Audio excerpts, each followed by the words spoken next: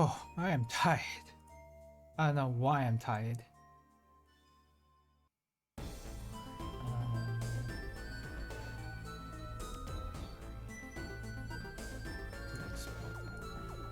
Give me a second while I export some videos.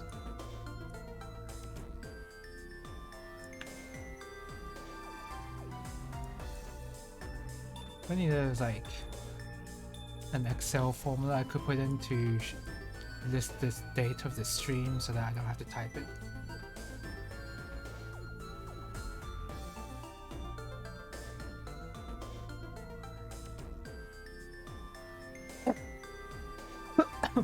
Excuse me. I didn't know exactly what I wanted to do today. I was gonna be like, oh, I want to play FF14, and I was like, nah, I want to read some Yu-Gi-Oh cards, but no, I'm gonna play Bahamut Lagoon because I started at the approximate right time. Again, not usually times where I would start, but the way FF14 raiding has begun, it's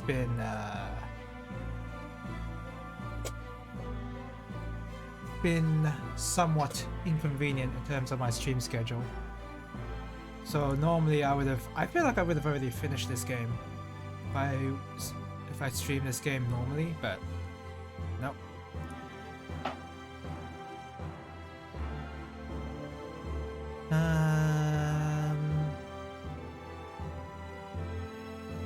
Right, so it's there.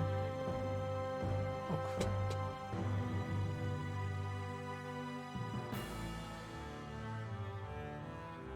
There you go. I do not have hot water ready, so you can tell if I don't have hot water ready, then it's going to be a short stream.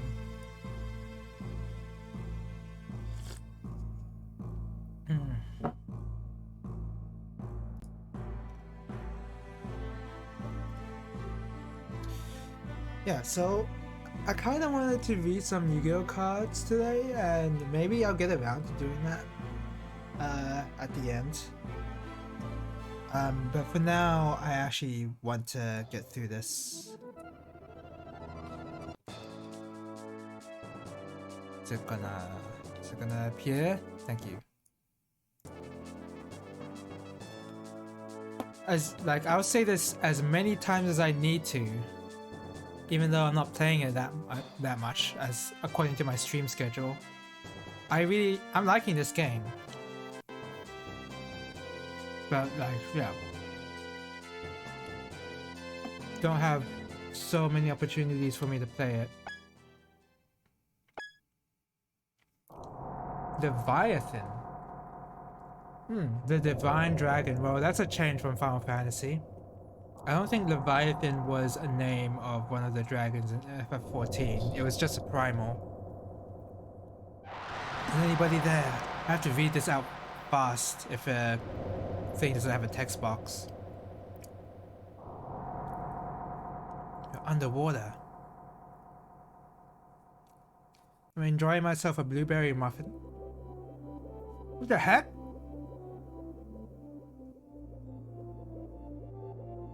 Wait, I can control? The beds in my homeland feel so nice. I don't want to go back to the defiant scratch. Gunso's question mark. What am I doing sleeping with him? All of a sudden it just cuts. Oh, nice. It just cuts straight to this scene right here. Obtain 2 copies of Gunso's political essay, as well as some notes written by a prodigy. Okay. These are very strange item names. Oh, I'll just feed a dragon a political essay and he'll get stronger.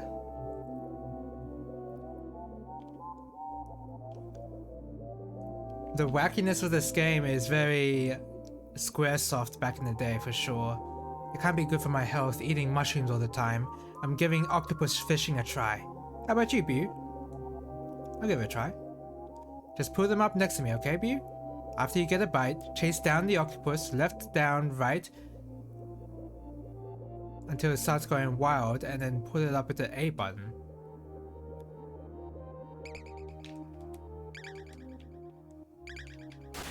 Oh, what? Yeah, I want to try again. I don't really understand what just happened. Left, down, right, until it starts going wild. So mash on the D-pad? Is that what he's trying to say? And then put up with A?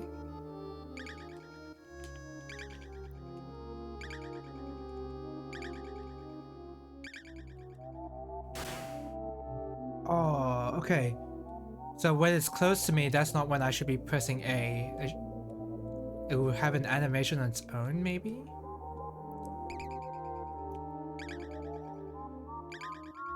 So the octopus is on a cross shape. Oh, should I have mashed up more?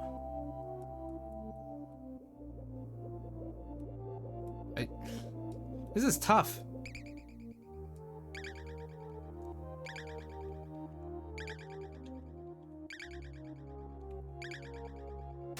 No? Do I have to press right A and then till it starts going left, down? What?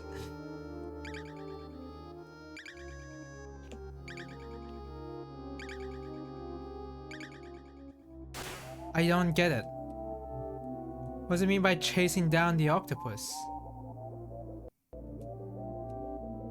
Pull them up next to me. Do I have to press A after pressing down a direction?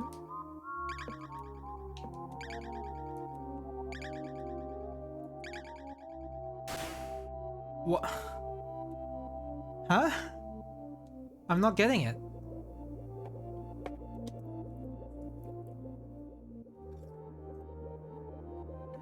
You've got this? I need to buy a house first, so I'll tough it out, I guess. Somebody help me! Wow. Ah, he got stuck! I can't pull him out! I can't pull him out! Ugh, man, you're a real lifesaver, thanks. Don Juan, you are peeking into our rooms. You even stole Princess Yo-Yo's you know what, didn't you? Wow. He dragoon jumped over us. I'm in for it now. What should I do? What can I do really? Oh, this is the worst pinch I've ever been in. Oh, I can skip through that. Oh, good morning, Lucia. It's a good morning today too, isn't it? Why could it be so lovely? Could it be? Yes, it's because you shine just like the morning sun. That I can say for sure. Don Juan, you gave some sweet wine to Princess Yo-Yo and said, your eyes shine the way Mahao Lake reflects the evening sky. I, Don Juan, the real class act with a heart so pure, would go into the subterranean cave to tell the divine dragon of their gleam. And that's not even the end of it. Lucia is so cute when she gets jealous. She doesn't have to say anything else, not in front of the others anyway. I understand how you feel, Lucia. To an extent, it's almost painful. That I can say for sure. I, Don Juan, have fallen in love with Yo-Yo, the Princess of Kana. This is no mere coincidence. Of that much I am sure. It is destiny that draws a man and woman together. Fated to fall in love with each other, this was decided from the day we were born under these vast skies. One day our names will be spoken of together as one, Don Juan and Yo-Yo. So, Lucia, there's no need to cry over me. That I can say for sure. One day you will find the man who suits you perfectly, the one who fate has chosen just for you. The world can be a topsy-turvy place. Maybe Bickerbach is the one for you, or Bew there at his side. I can't believe she didn't slap him earlier. Well, I can't try out octopus fishing anymore. I guess that was some hidden thing I could have accomplished, but nope. Obtain some bottles of Lucia's alcohol with some left inside. 3 bottles of bitter wine and 2 bottles of super vodka. Huh. Lucia's unmentionable. Like, these item names. Do I want to know what the unmentionables are? I guess if they call that, then I don't want to know. You here for some mushrooms? I want mushrooms. Oh, hey. Yeah, let's buy some. Let's buy like 10. 10 of each. Nice. How about you? Oh, you're a merchant of love? Is that what you just said? Wait a second. I'm a merchant of love. What? Okay, that was kind of random. Okay, so there's a bunch of normal stuff there. Ugh, I'm still fighting a cold here. The princess had a dream of another divine dragon, Leviathan. Apparently Leviathan lives in a subterranean lake near this village. Nobody's ever been in there before. I'm terrified. I think I have a fever. Anyway, Matterlight and Taicho are going to be meeting over there. Taicho is busy with Mahal's reconstruction or something, apparently. Matterlight is going to make a trade involving signed armor. Princess went with him. Take care of yourself, Sendak. Oh. Oh, that's just saying, oh, is it, if I press attack, then it's probably gonna start the actual gameplay part. Was there something else I wanted to do, actually? Feed my dragons, was that it? I think I think it's just feeding dragons. Alright. So this guy, he was pretty strong for a time, but now he's not so good, but I can make him better. Yeah, give him that. He's a muscle Ropros, so I guess he has a lot of strength than usual. How many halberds do I have? I've got 2, yeah. Just feed him that. Oh, what? Okay, I wasn't expecting to turn into Greymon. Lots of drugs, we got a lot of Panacea. Let's give him like 5 of these. Still don't know what corruption means. So we got some Thundergrass, which I can feed to Charizard, and I think I kinda want to do that. Nah, I don't want to. So I can feed my dragons a political essay. What, can I lean them to the far right or far left? Is that what it's trying to say? Unmentionable. Super vodka, bitter wine. I'm gonna see if I can find again the list of items that give what stats. Oops, sorry.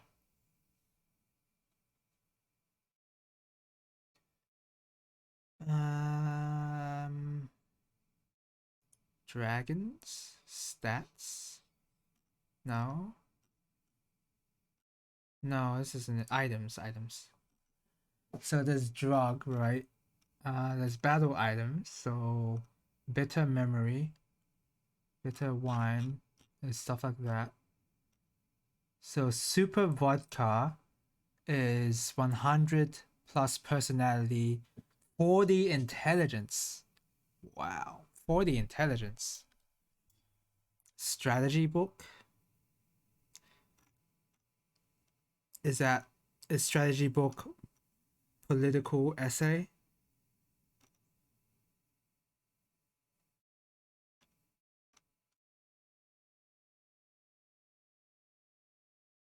Two found in chapter 11. Okay, so it's called strategy book in this website right here.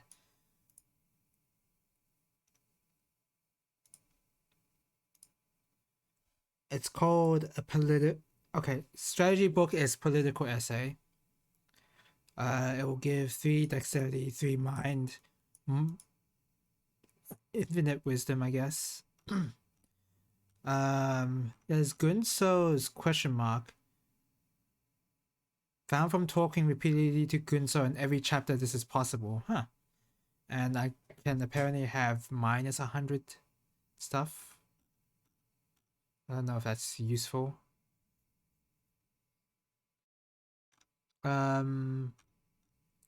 Princess's question mark is transformation plus 20. What about unmentionable stuff? Drawer thing?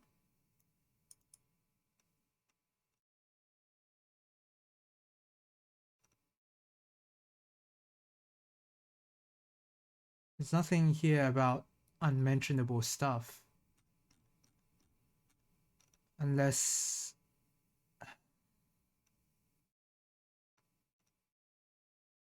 It has to be drawer thing. What else could it be? This doesn't even make sense as a translation. Drawer thing.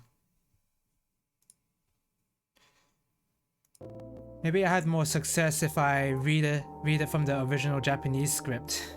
Oh, hello, welcome to the stream, Orison. Just trying to figure out what unmentionable could mean according to the website. I picked up what's called a political essay, and I can feed political essays to my dragons. Yeah, the names of these items... like, strategy book was pretty normal, at least to me. So I'm thinking that this is a bit of fluff from the translator, maybe? Some of the... I don't know. I'm not sure.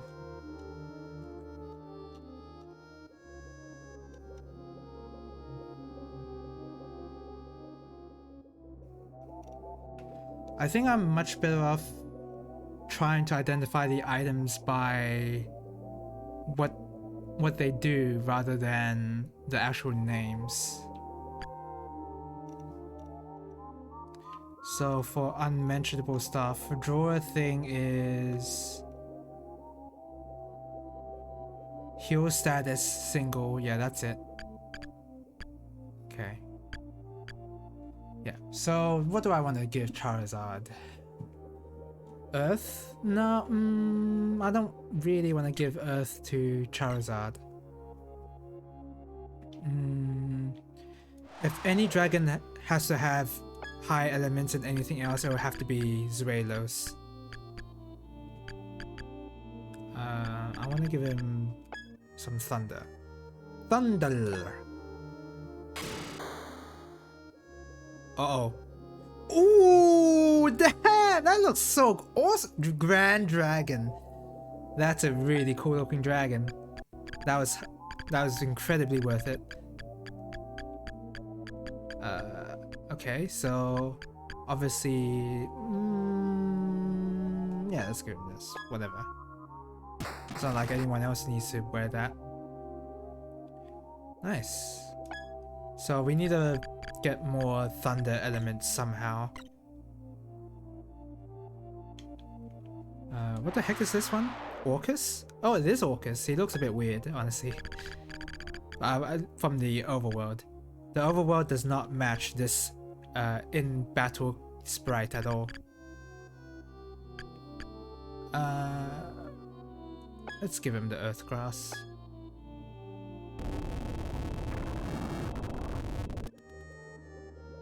Nice. And then we'll give him some flame. This guy might reach 100 in each element already. Ooh, close. Very close.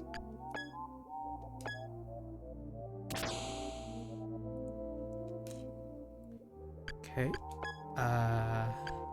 I want to make this guy this strong, so I'm going to feed him everything I can. I'll just figure out which ones out of these...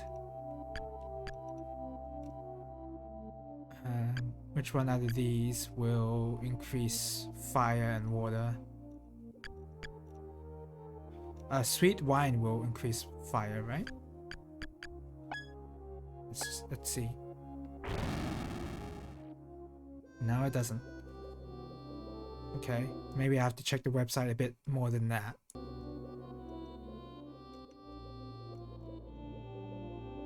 Okay, fair to say they're not gonna just give...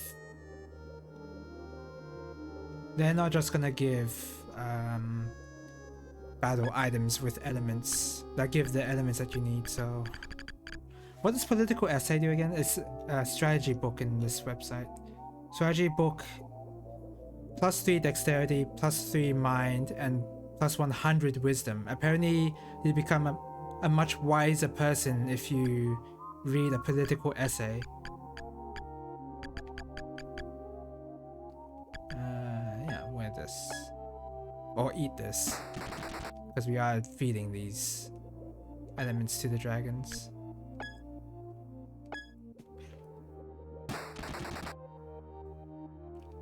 Okay, okay. One more. He's close to the mystical 100 in each element. We'll give him one of this. Nice, and then we'll give him one of the Cositus. And this should bring him over to 100 in each element. Okay, he didn't evolve though. He did not evolve. So I'm guessing I will have to increase his healing stat and his poison stat. Let's see if any of these mushrooms give that sort of thing.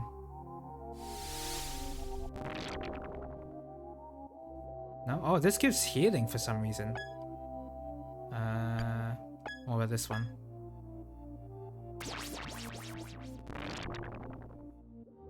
Oh, this one is the one that gives poison. Fruity mushroom.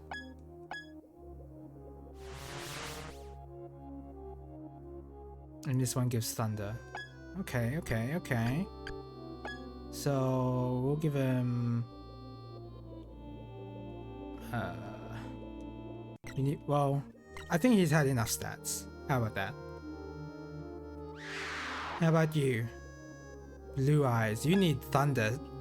You really need thunder elements. So I can give you all of these.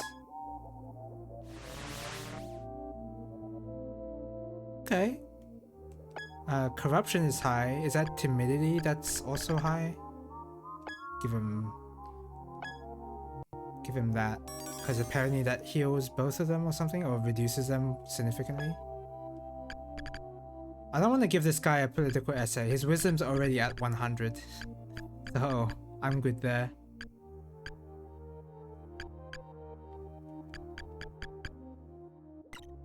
Okay, that's fine, I guess. Oh, you definitely need more healing.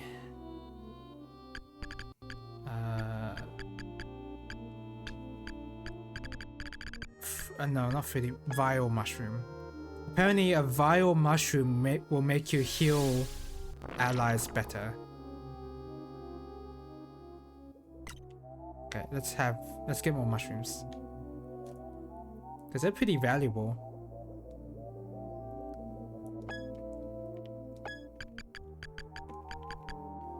Yeah, 30 of those. 30 of these.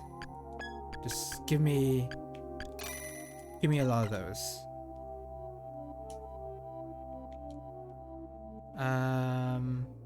Yeah.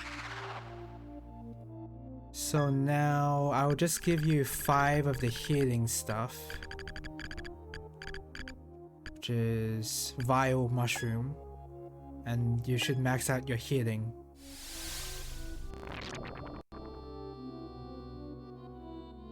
What? Uni? Did I screw up? Oh, because its timidity is at 100, is that why?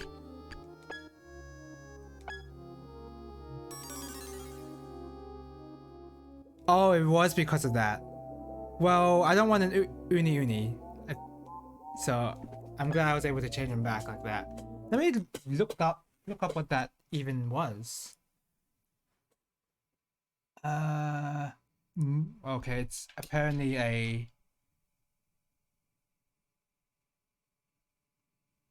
No, that's not it.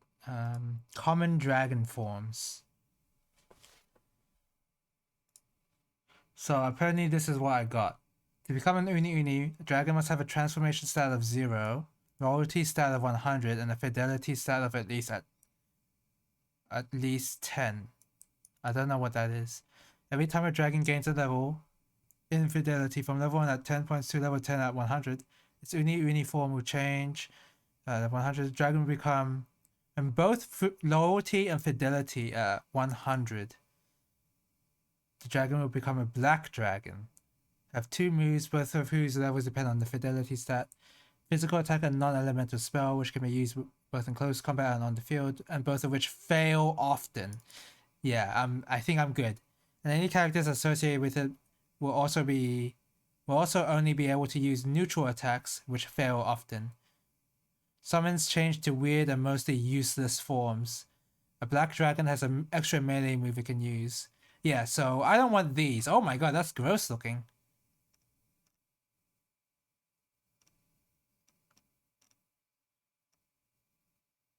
So...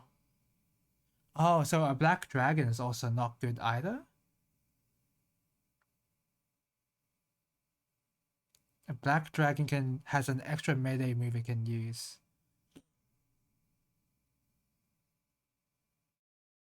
Huh.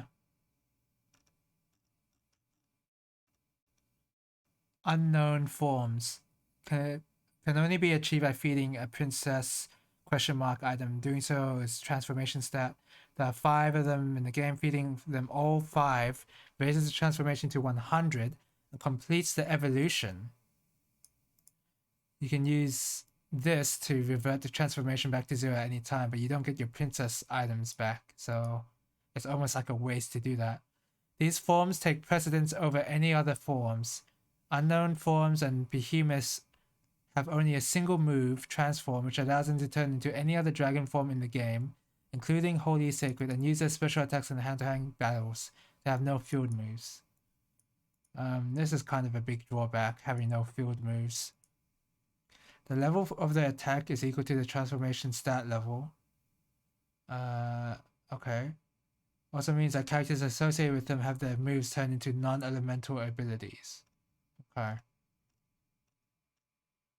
It looks really cool. This one here at least. The unknown form I don't really like much, but Behemoth looks cool. Any dragon will become a lonely dragon when its intimacy level reaches 0. All its abilities are normal, it fails often and seems to act randomly. Maybe it's depressed. Oh, you think so? You think so, author?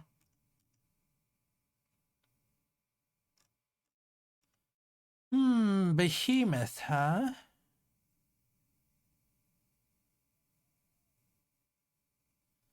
So, if I have a super awesome dragon, that's when I'd be able to... That's when I would want to use this, because then I can have a copy of the same dragon. Okay.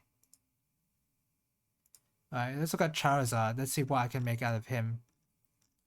So, I have him on... these, I guess? Earth Dragon, maybe? No, I have him on this. Masu Leprose, which is S. Strength at least a level 1, and strength must be greater than vitality. Yeah. Okay. Oh no, I have him as one of these, actually. I don't know which one of these are good.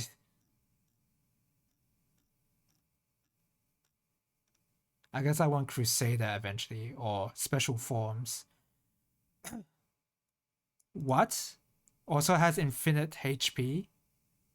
Okay. Let's...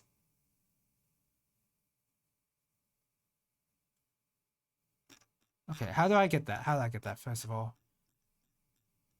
E10 and L10.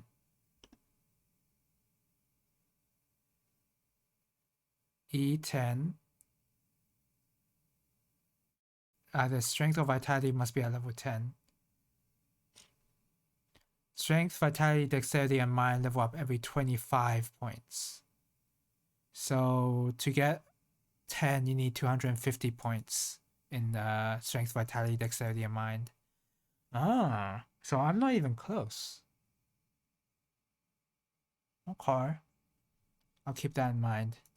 I don't want to look at it anymore because that's spoilers. Well, all I know is I don't want Uni Uni.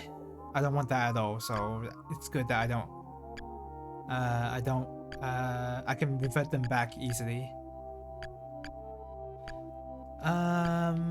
What is ship's log? Why is this in question mark? Sorry, I'm going back to the website. Ship's log. Oh, +5 wisdom. We may as well. Has 98 wisdom. Okay, so it has a lot of poison stuff. No, it has a lot of healing stuff, I mean. Okay, that raises intelligence too. That's pretty cool.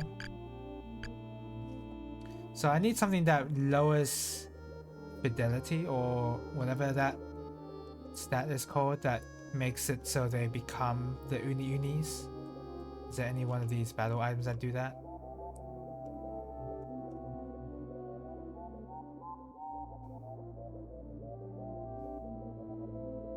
No, it's not really the battle items. It's the healing items that appear to do that.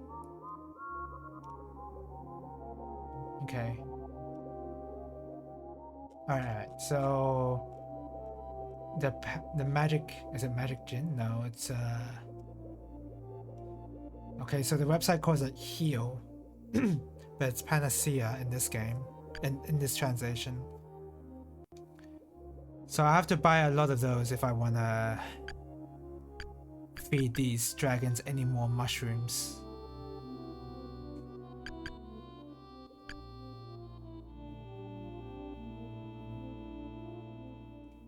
Let's give him like 10 of these.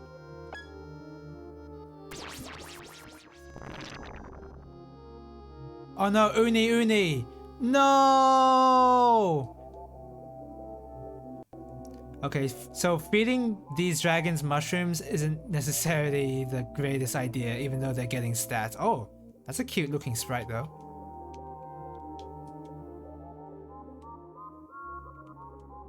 Please sell panaceas. Yes, thank you. They're expensive though. There you go.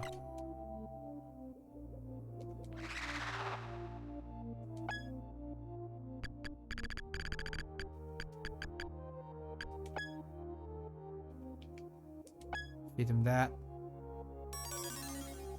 Now I should turn back to normal. There you are. Okay. So I can't just feed these guys mushrooms whenever I want. I have to be careful.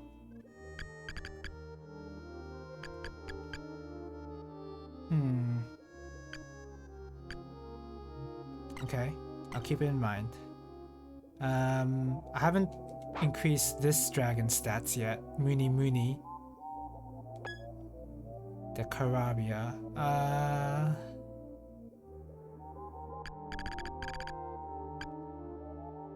Yeah, you have a really high strength for some reason. Okay, let's give you some of these. Are you gonna change into Uni? Yeah, I gave him too many mushrooms.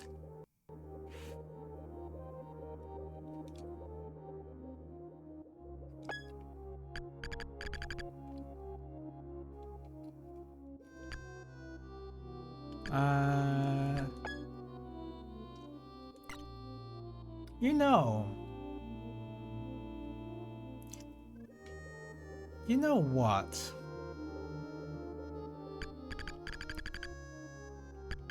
Let's feed him 10 of these. Does he turn into a black dragon if I feed him too much of this? There he is, it's a black dragon.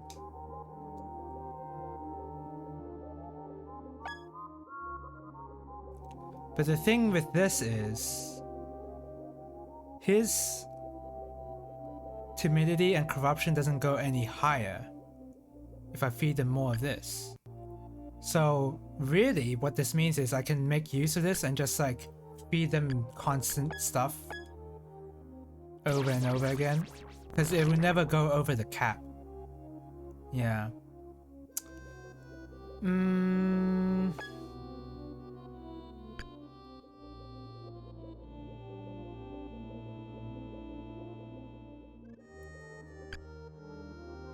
And then when I want to change him out of the black dragon, I can give him the good stuff.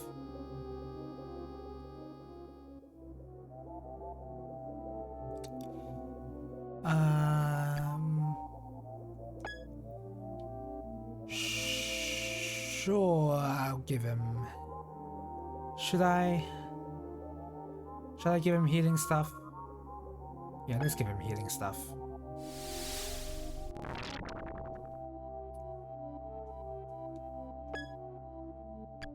And poison stuff as well. I'm spoiling this one dragon. And then we'll feed him the panacea now and he should turn back.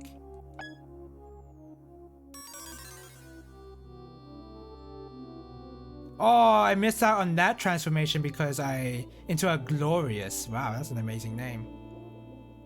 Look at this HP too. That's a buff dragon. Oh, come on, that's just a dinosaur. Charizard looks even lamer. It looks more like a Charizard actually, if you think about it, but this is not what I want out of him. And his stats are so low. His stats are so low. It's not great.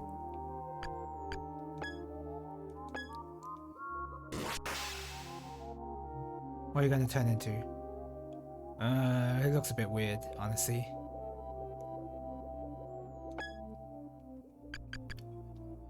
I can't really give him Burning Axe.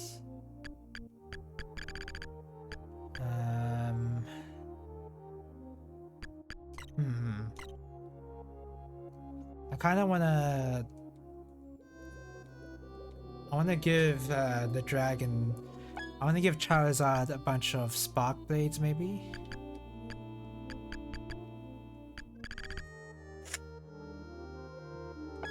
Get 2 of those. Give Charizard 2 of these. He better appreciate it.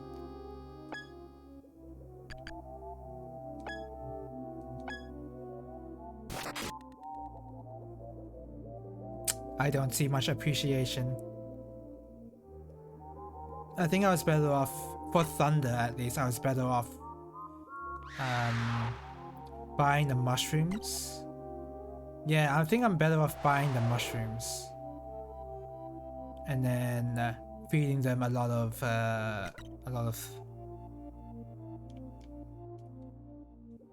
the... Yeah, just feed them a lot of the toxic mushrooms here. Okay, let's sell something.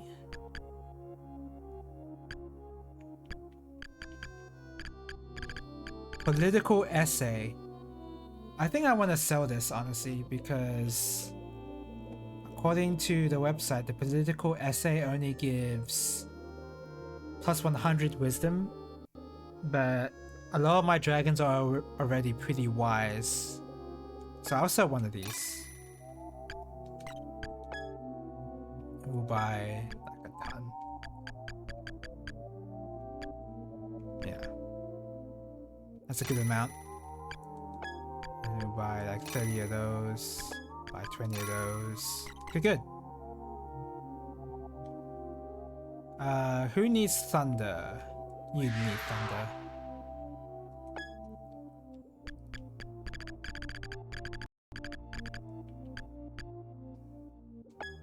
We'll just feed him way too much of this. He's gonna turn into an Uni, unfortunately. Oh, Black Dragon. At least I don't have to look at a disgusting creature. And then we'll feed him 5 of these.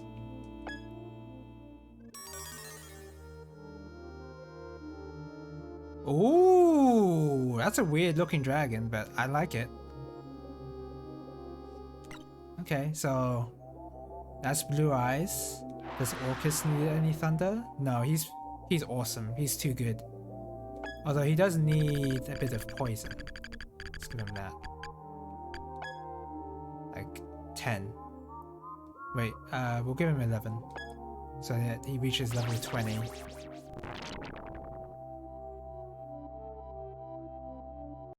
What? Into a glorious. That's not even an Uni. Huh. Huh. Interesting design. Okay. Well, I don't mind it.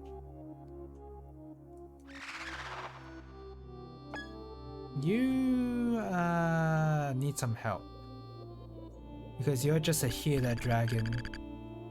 And I don't need healing dragon. Well, I want a varied dragon.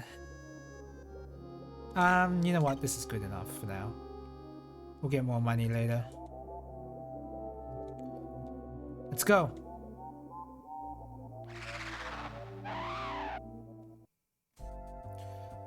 And already into the fight. So there's a bunch of stuff I can give my units. Yeah, equip that. Wow, you guys are still using long swords.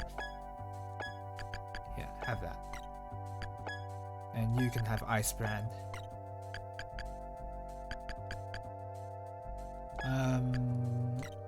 Did one of us... No, I guess none of us had a...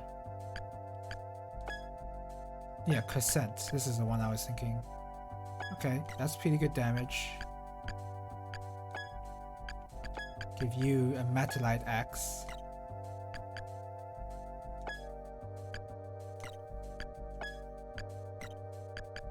I don't think there's anything else to give. Yeah. Okay. I think we're ready to go. Yeah.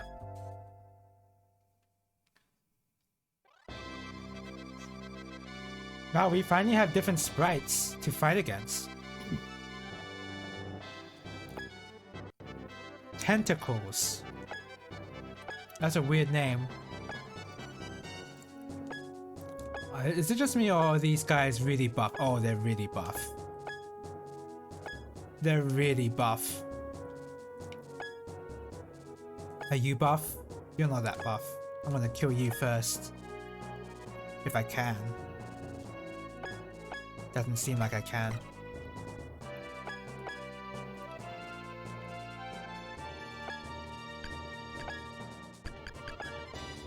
No, not that. Can you reach anybody there? No. Okay. I guess you can reach somebody. Which is this guy here.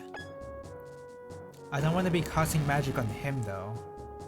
Because he's only one target. Oh, do I have a dragon set on go? I hope I didn't. One of these dragons will be set on the wrong command and I have to make sure I set them correctly. Holy crap, that damage! Feeding my dragons has been well worth it.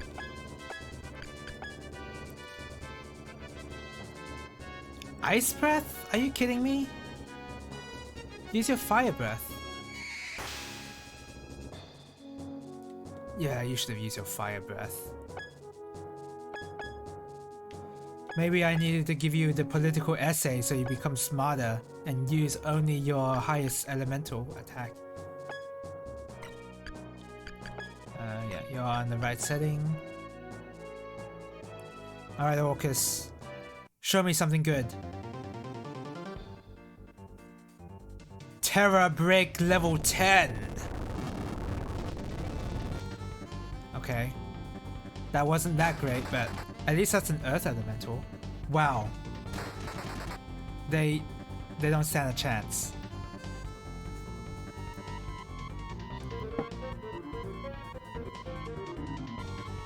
Oh my god, that's a really long sleep animation. But okay, it didn't work.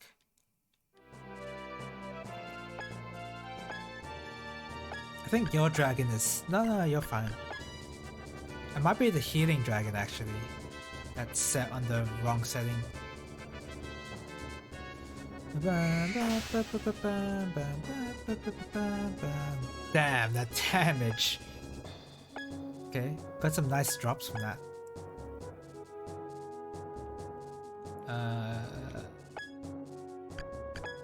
No, you're on the right setting. Okay, just move there, I guess.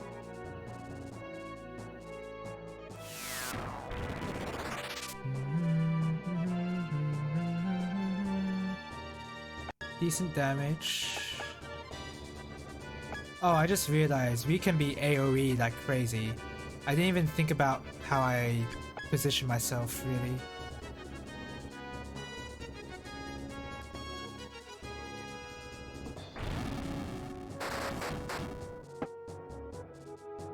Bam. Just dead. Just annihilated.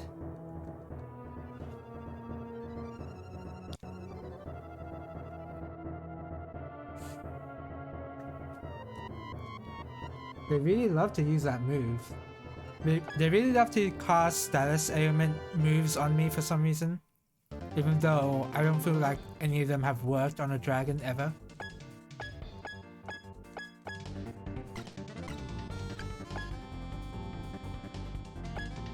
You use that. All fire.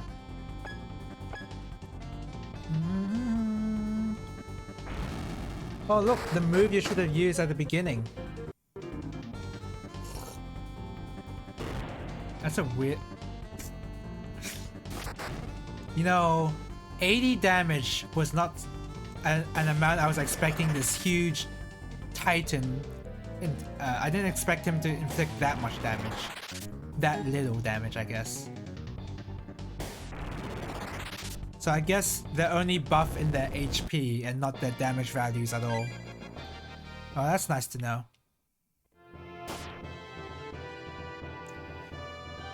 Oh, Tentacles is out of water. That's serious. I think. What is this weird frame?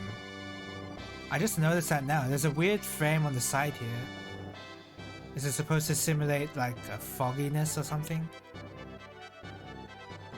It's a bit weird.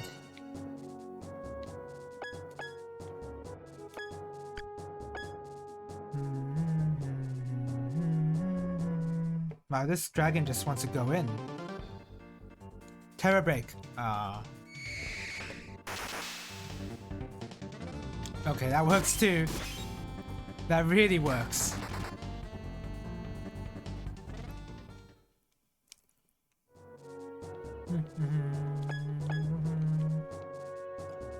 Okay, yeah, you can move up a bit further and then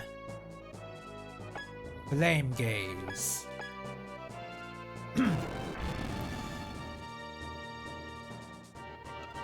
Anyway, now that I'm in the groove of the combat, I guess I can talk about other stuff.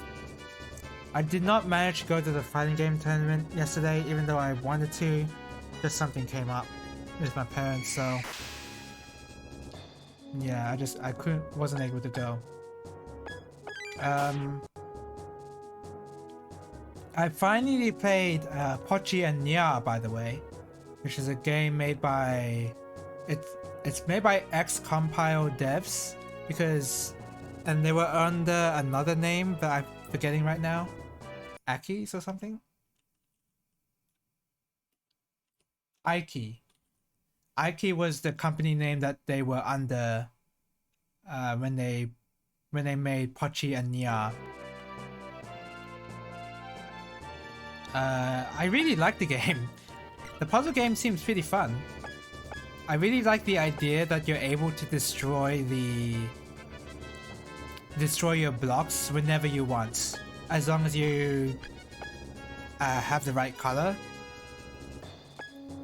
I really like that idea. Ooh, earth dust. That's pretty good. I have all these elemental... Okay, this is... Oh my god, I have all these elemental javelins. Okay, that's actually too strong.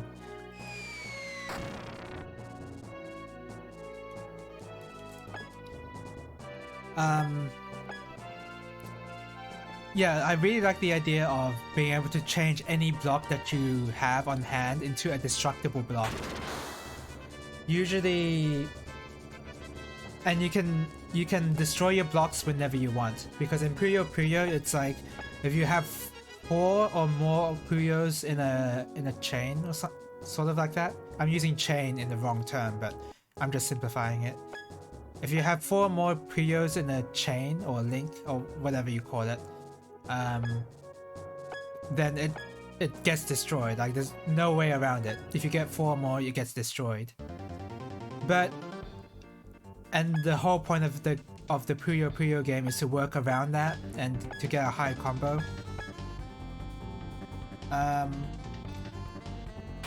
And with Pochi and Nya, it's entirely different because you can decide on your own when you want to destroy stuff. How the scoring system works also seems a bit interesting, but like at the beginning it's a little bit confusing. The tutorial was pretty helpful. So how it works is like you have like a chain. So you make a line of blocks, a vertical line, right? And then your destruction block is... Your destruction block decides where the head of the chain is, I think, where the head of the line is. And then the thing starts counting down. Excuse me. The thing starts counting down from the head to the tail, so at the end of the line. So say you make a vertical line of 8 blocks. Well, if you destroy the thing at the top, then it will count down to 8. Count 1, 2, 3 to 8 at the last block. But then in the middle of that line, you can apparently make splits, I think. And those splits will branch off at the number of the blocks that you decide to split off from. So if you made a split on the 4th block of the main line, then that's a +4 amount of damage you can inflict on the opponent or something like that. It's hard to keep it in mind right now. A number of branches, yeah, but the questions I have are like, what happens if you put a destructible block at the bottom? What happens then? Like, does it start counting from up? Does it start counting up? What happens if you put the destructible block in the middle? Does it start counting? Is it counting in both directions? So if you start from the middle, then I guess you start at 4. Then you get 3, 2, 1. So you get 3, and then so you get 3 going up and 3 going down. So you only get 6 points of damage. Is that what that means? I'm still not sure on that.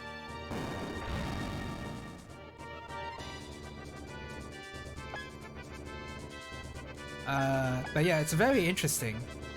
A lot more interesting than I thought it'd be, honestly, but yeah, don't know, yeah. And if you attempt to look up a guide for this game, nobody has a guide. No one knows how this game is played. So, yeah. Fun times are to be had. But still, really fun game. Because it really got the brain juices flowing in terms of how do you get the combos. Because you can, of course, you can do combos like a regular Puyo game almost. You can set that sort of thing.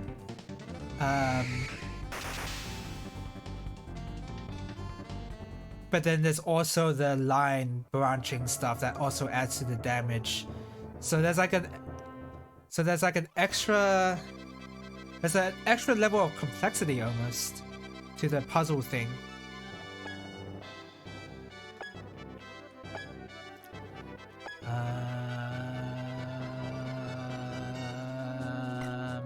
I kind of want to run away from this. The game even points out when you're building helpful structures, this is a T. Yeah, I'm surprised it gave me... I remember it gives me points every time you construct a T or a cross.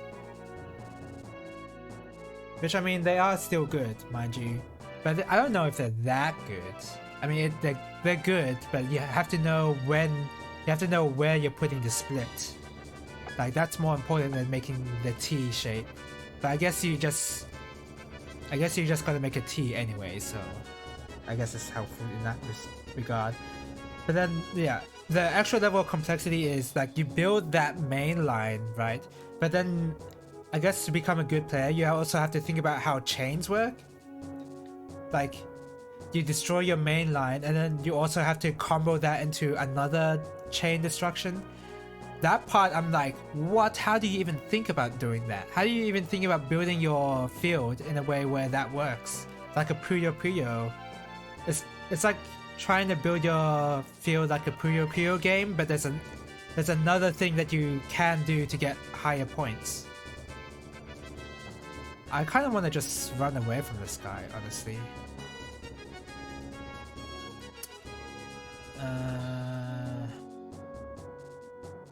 Yeah, we'll run. Puyo type chains aren't that important.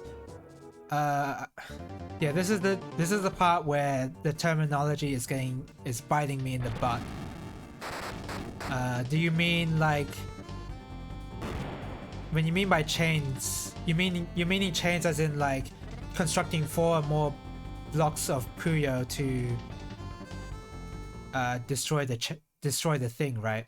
Like if you have 8 Puyos somehow destroy that once, you don't get much points of that, right? Is that what you mean?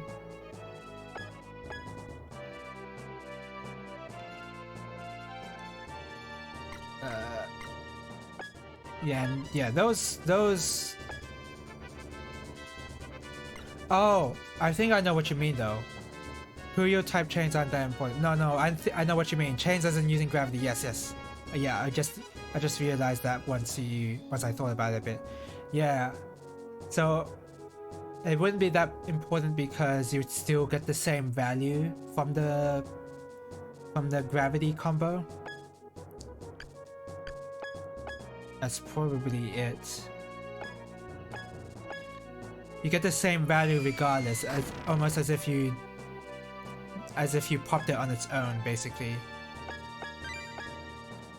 It's beneficial to know, but the game doesn't explicitly reward it. They reward the big lines and the branchings, yeah. Seems like a fun game. Maybe something to introduce when I come to evac later. I don't know. It is. I was surprised how much I liked it. Honestly. I remember reading up on the company's blurb or company's history, sort of, how the license for Puyo Puyo at the time of 2003, I think, was already given to Sonic Team or someone on Sega, I guess. And Pochi and Nya is basically the leftover license that they had, and they already made some progress on the game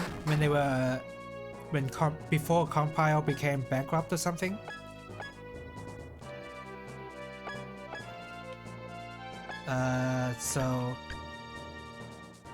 And it seems like Pochi and Nya was basically the only game that they published or developed or released, whatever.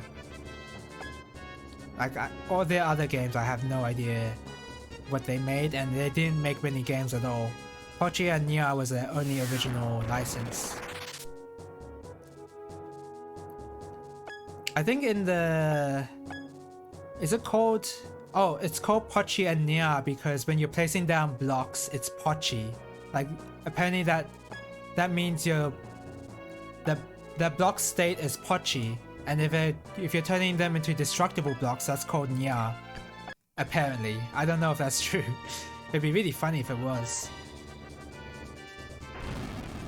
Oh, I just put down these Pochis and then I use these Nya to destroy them. It's like a game made for Neko Arc.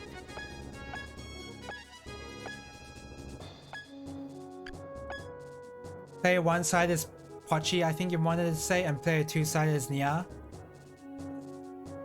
Player 2 is Pochi?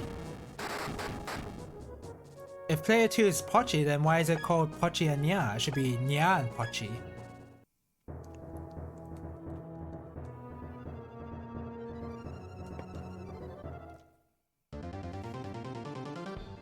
Player 1 side has cat blocks, player 2 side has dog blocks. Oh, wait. What the heck? Yeah, that should be the other way around. That definitely should be the other way around. If that's the case, it should be called Nya and Pochi.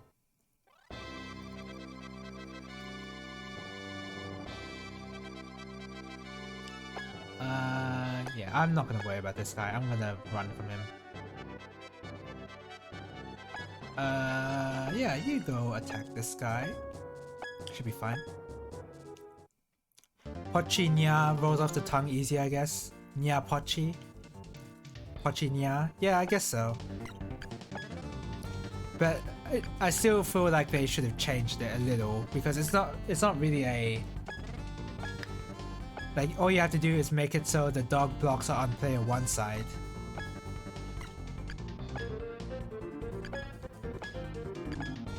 But oh well, I guess that's how they felt at the time or something. Who acquired Compile's shmup division? Or is it like...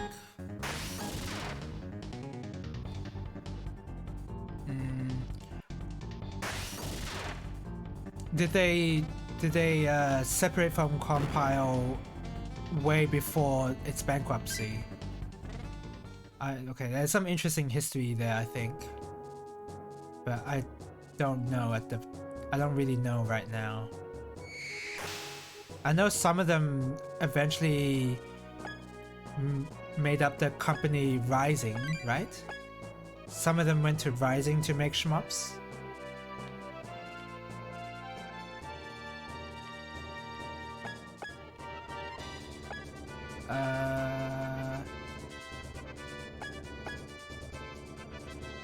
Sure. So for him. But what, like, did they still have a shmup division by the time they declared bankruptcy, like in 2003? I don't know. How much damage did that do? I didn't really see.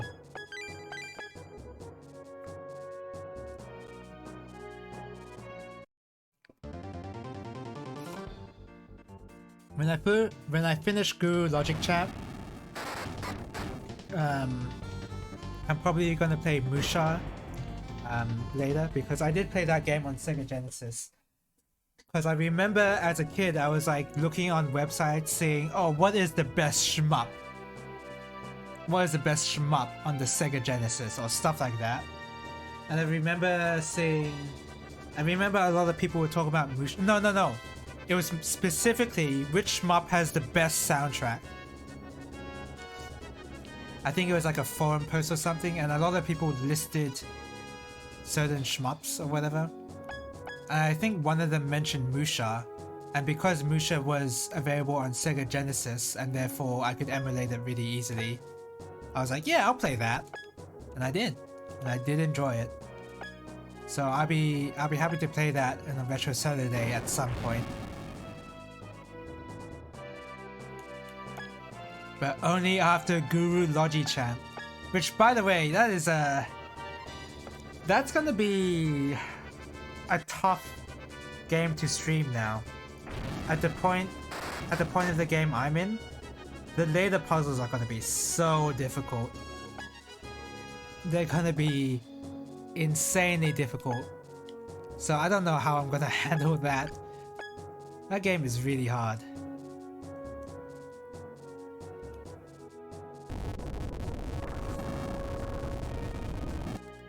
I remember being able to do like 80 puzzles or whatever per stream, but now I can only do half that.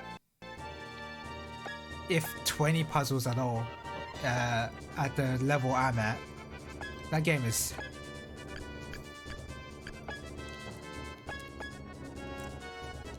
That's a difficult game.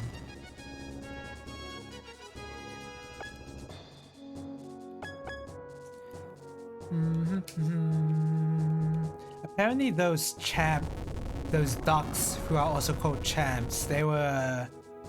Wait, does earthquake affect bridges? No, it doesn't. Oh, I need to heal my Lancer party.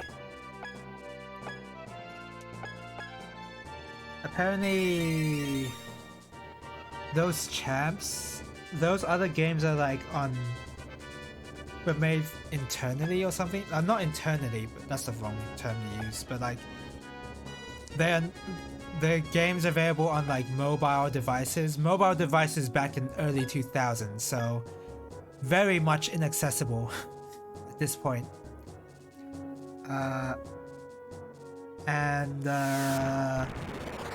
some of them, I remember saying that they might be on demo discs, but I don't know that for sure. So any chance of me playing another Champ game is now impossible. There's no way I can. Which is a shame because I wanted to play more games about the Champ.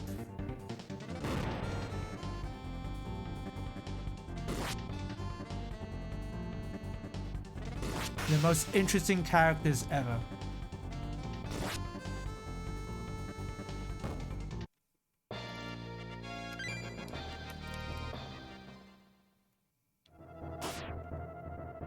I wonder who has a license to those champs now. Oh, it would have to be. I don't even know I don't remember the company's names at this point. Compile branched off to so many different companies. Excuse me. Compile Heart. The shoot 'em up staff moved to Milestone Incorporated.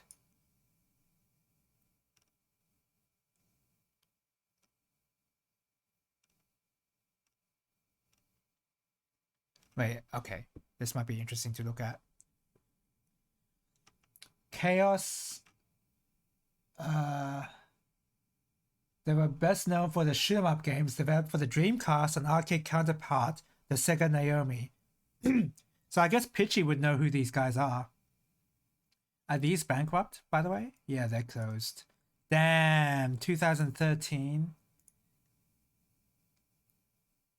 In March 2013, Hiroshi Kimura, president of Milestone, was arrested for violations of the Financial Instruments and Exchange Act for his activities while selling shares of a new company called MS Bioenergy. Both companies closed as a result.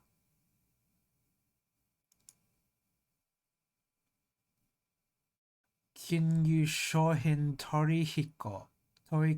Torihiko. I could not have read that, but it would take me forever to read through all of that.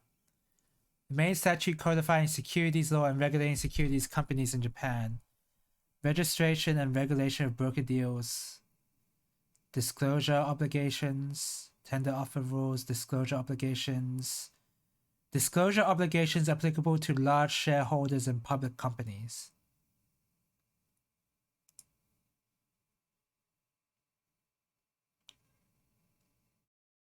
Man, that's lame. So, an entire development company was ruined by the president, apparently. That's a shame.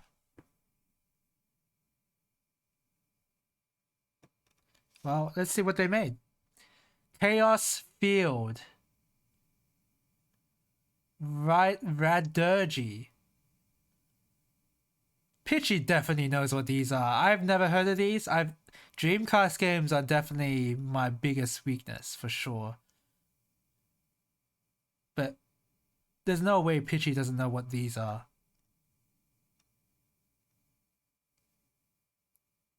Radurgy, PlayStation 2. I'm gonna look up what Chaos Field is.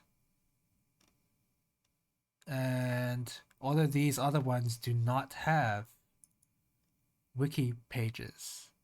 Oh, they have a Wii game. Still getting entries? Really? Radurgy is still getting entries? Oh, come on. Don't show me this. Show me the later games.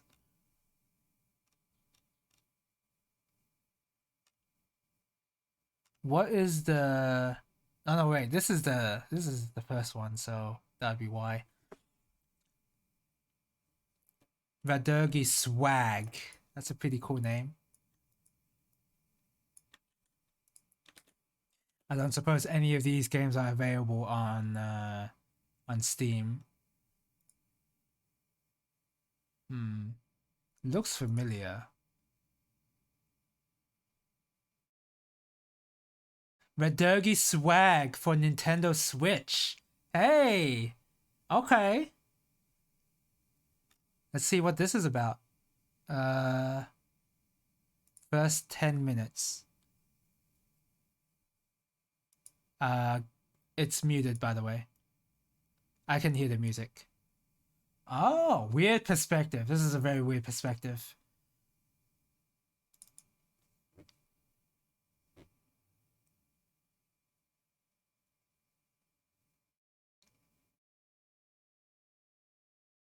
Okay, I mean, you're not going to be able to see what the scoring is or whatever.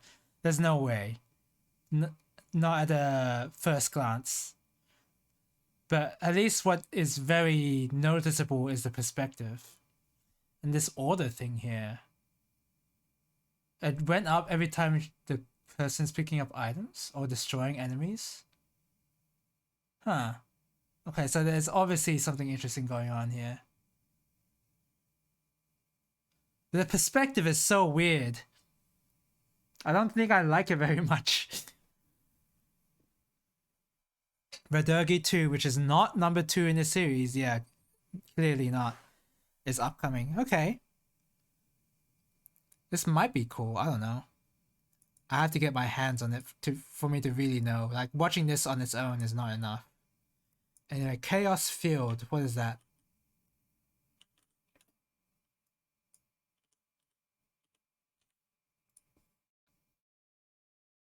Gameplay Dreamcast.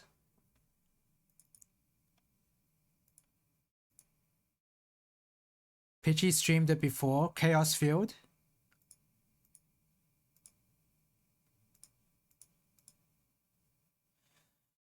So I'm sure you can ask him if you want to try out. Yeah, the next time he brings a Dreamcast, I want to try out the Dreamcast shmups.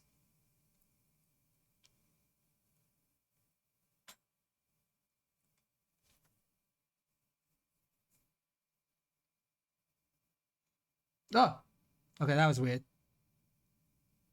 Oh, you have a sword. Wait. That sword animation looked really familiar. Why is that so familiar to me? Why am I getting deja vu? That looks like something I've seen before.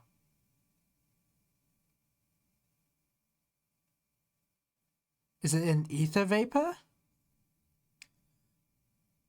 Badergi swag. I'm pretty sure he's got Chaos Field too though. Oh, okay. Is Radergi swag on PS4 or something?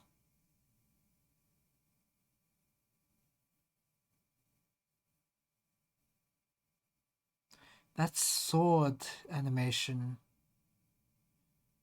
What is that sword animation? The music's pretty good. I know it's muted, by the way. I know that music is muted. This time it's not an accident that I leave it muted. But it's pretty jammy. He has on Switch. Okay, okay.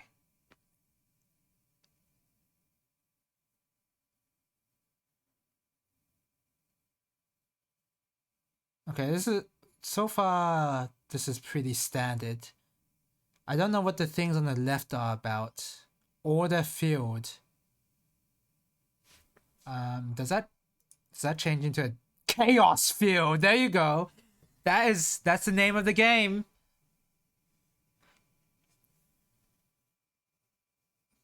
Show me what the chaos field's all about. Is this guy going for a high score or something? What's going on? Or is this guy just bad? It's hard to tell. Chaos field. What makes this chaos? No, it's the same gameplay, but it's a different pattern. Is that all? Is that all? Wait, it went back to order field, and now it's a different pattern. Okay, there's stuff going on here that I need to read about for me to understand. Okay, okay.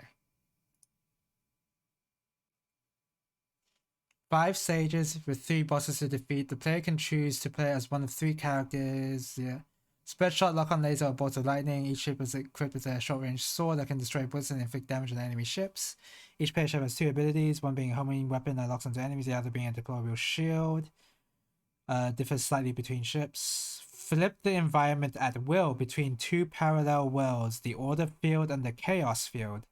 Gameplay is normal in the order field, but in the chaos field, players' weapons are more powerful, special homing weapons can destroy enemy bullets, and enemies will fire more bullets. The player only gets 1 life per credit, but can take several hits before losing a life. Ah. Attack combos and time bonuses. Huh.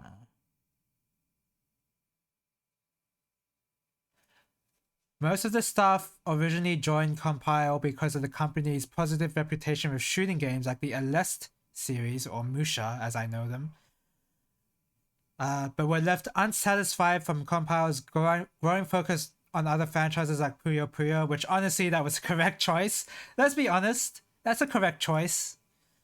Focusing on Puyo Puyo was probably for the best, even though they still got bankrupt anyway. Puyo Puyo is a really... It's a really solid puzzle game for sure. Developer games to their experience have a working relationship with Sega. Interesting history.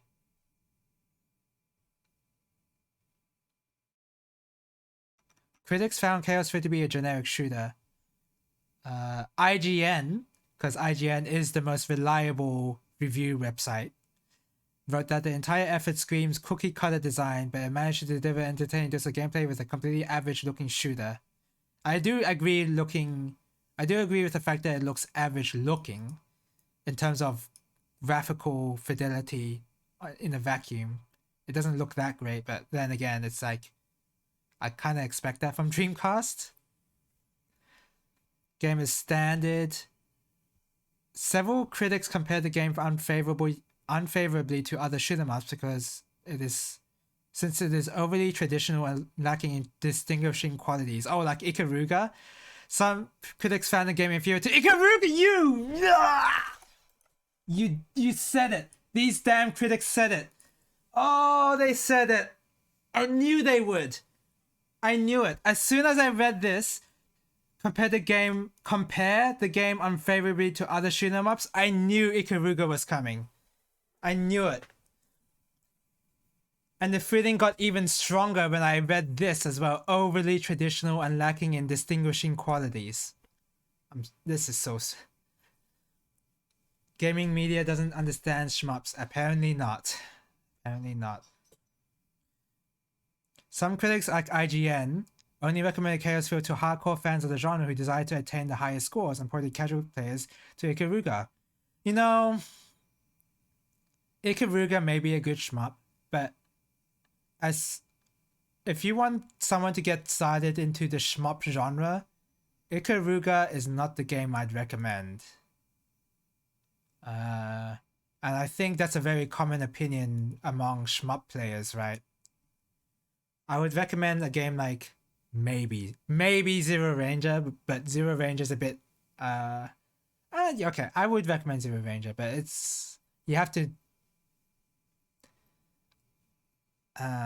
there's not much to say. Yeah, they treat it as a credit feed, finish the game in 15 minutes genre. Apparently, some journalists criticized the poor execution and lack of features, wrote that the collision detection did not feel right,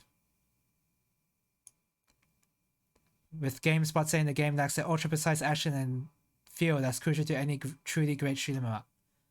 That's something I'd have to actually play before, because this could be right. Because with a game like Ether Vapor, the hitbox is really big, and it took me quite a long time to get used to it, and I still don't think I got used to it. So this could be right, but I have to play it for me to know. Gray's Canon to beginners. Yeah, you've said that before. I do have the game, by the way. I do have it. I think I picked it up on a sale. I have it. have the game, and I did play a little bit, like 28 minutes of it. And yeah, that's fun. Blue Revolver, of course, easy recommendation to casual players. Okay, let's see. Game felt unbalanced and could be improved with much more effort by the developers. Felt rushed and lacked polish. Graphics were criticized as generic and outdated. Sound effects on GameCube were non-existent. Okay. This is I'm not trusting any of this. This is something where I have to like play the game on my own to figure out. Which I mean I'm open to doing.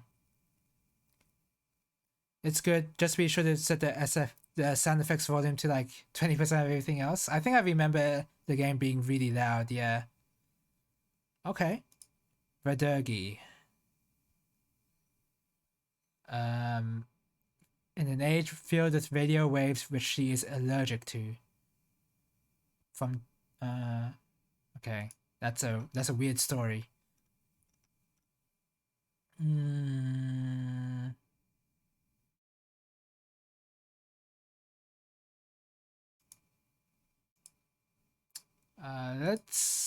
Let's not look at that.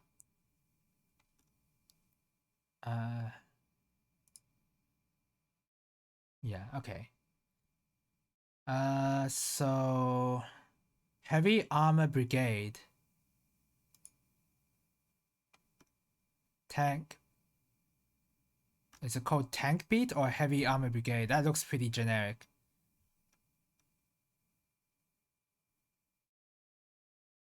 That does look pretty generic. That cover is not inspiring joy.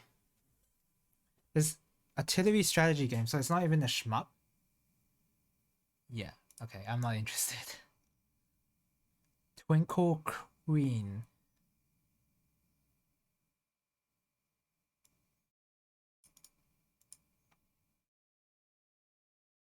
TAS. There's already a TAS of this game.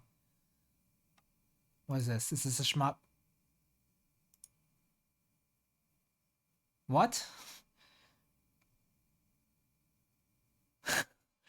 What is this? I'm gonna make Pitchy. If he has a Wii, the next time a Wii is brought to evac, I'm gonna say, "Where is Twinkle Queen?"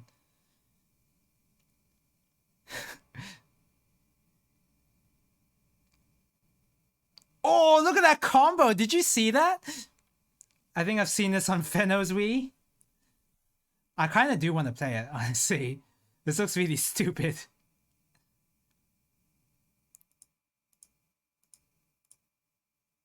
Okay. Why are they showing the dialogue as well? It's a task, tool-assisted speed run. Look at those. Was that a parry?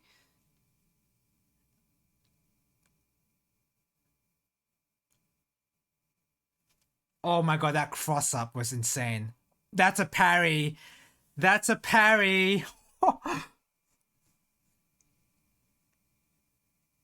I want to see insane combos from the task, not unless you can't do insane combos.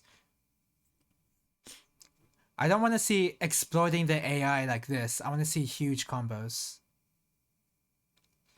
Looks better than SNK Heroines? Nah, it doesn't look that... SNK Heroines doesn't look that bad. Oh, she's supposed to be an ice skater. I was wondering why she moves so weird, but no, it's an...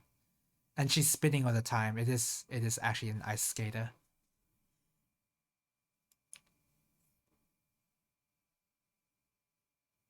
$212 views. No one knows what this game is. Nobody knows what this is. Oh my god, that parry. Oh, okay. This game is so much better with the parry. That was a cool combo. Oh! Okay. As a game, not graphically. Oh, sure. The parries are pretty cool. I have to admit. Okay. This seems pretty interesting. I'm not gonna lie. Okay. Wow, they didn't really make much at all. It's Chaos Field and Vadurgi. That's really it. I mean, Ultimate Shooting Collection is just a compilation, isn't it?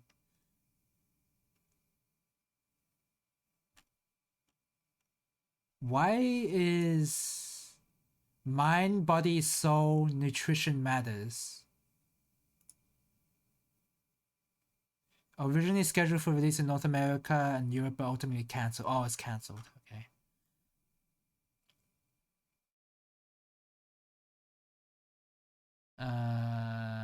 Is that it? I'm guessing that's it. Wait, Vadurgi Noah Massive, Microsoft Windows. Included as part of the Milestone Sound Collection package. I like how I distracted myself so far with all these small companies that Compile turned into that I forgot about playing Bahamut Lagoon.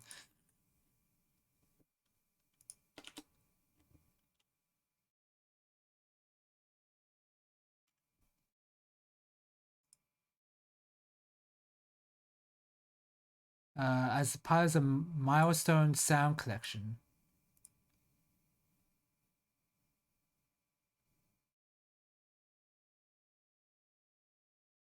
What?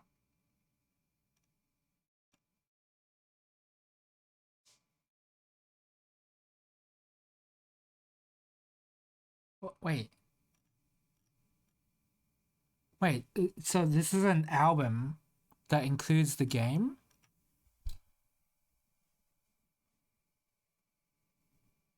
Eight out of 10. Wow. Apparently this music's really good. So this compilation features the breadth of the shmup scores on a 4-disc collection, with the 5th disc actually containing a Windows version of the most recent game. What? So not only is it an album, but there's also a game included with the album.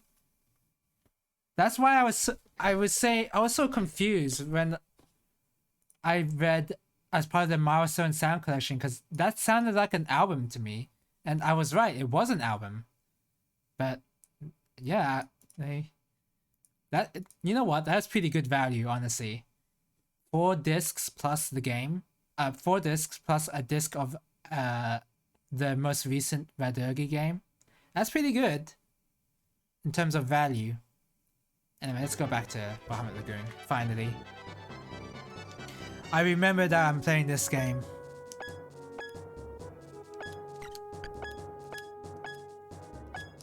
Okay. Yeah, very interesting history Compile has. It's really, I don't know why, but it's really fun to learn about the history of this particular company. I have no idea why. Maybe it's because of the amount of games that they've made and the amount of games that I know that they've made. But I never really associated them with those games until somewhat recently. And of course, because of Guru Logichamp. Let's not use your flame hit.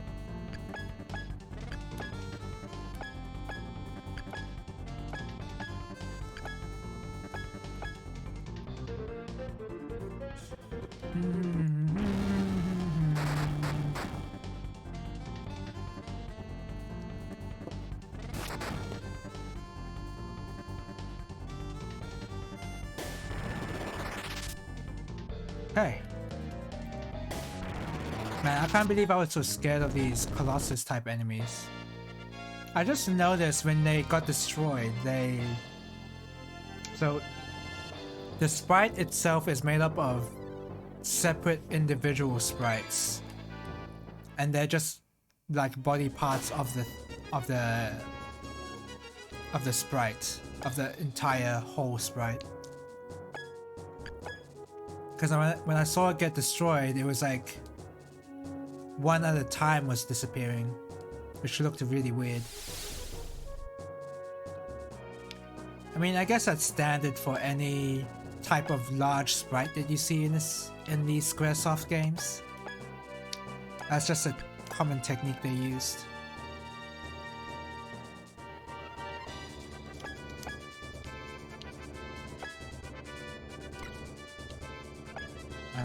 What I want you to do actually is freeze up this water.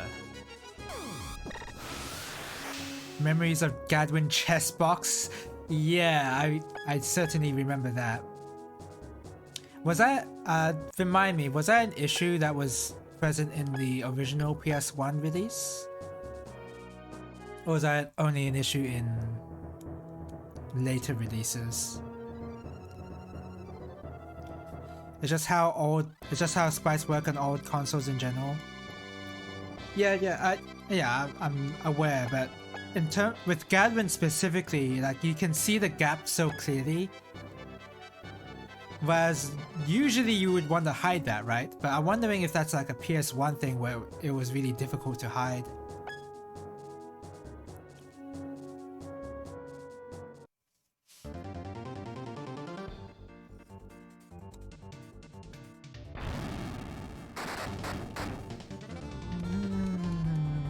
Punch! 200 damage. I have not felt the need to grind in this game at all. This game has been pretty easy. I guess the reason mainly why you would want to grind is to like get a. They don't want you to level your units so much. They actually want you to feed your dragons a lot. Because I have noticed that individual levels I've not really noticed being important at all. But feeding your dragons has been the main factor of why I've become so strong already. So with the side quests and everything, I think that's all that's supposed to do is to give you more items to play with, to feed your dragons with. Rather than XP. The XP is nice, but the items is where it's at. I don't think it would have been an issue due to native resolution, although in Grandia's case the PSX version is a port, so I don't know. That's true. That is a port. Yeah, maybe original release it wasn't a thing, yeah. I'd be very surprised if it wasn't, honestly. I feel like they would have noticed that sort of thing. Or like back in development, and I highly doubt it was intentional to leave the gap there. Maybe it would have been too hard to fix for not much reward. That might be it. Sprite borders occur when rendering at higher than native resolution. Yeah. So in the case of the original port, then that wouldn't have been a thing to consider. Yeah. Because it would have looked fine.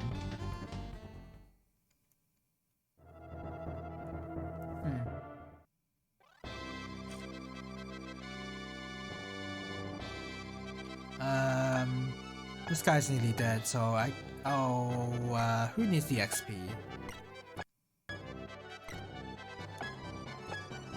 Sendak sort of needs the XP, but he's not going to be able to kill this Colossus guy. The dragon will.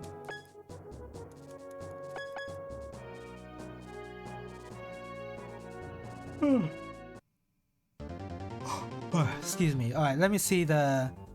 You can see the individual sprites here when this guy dies.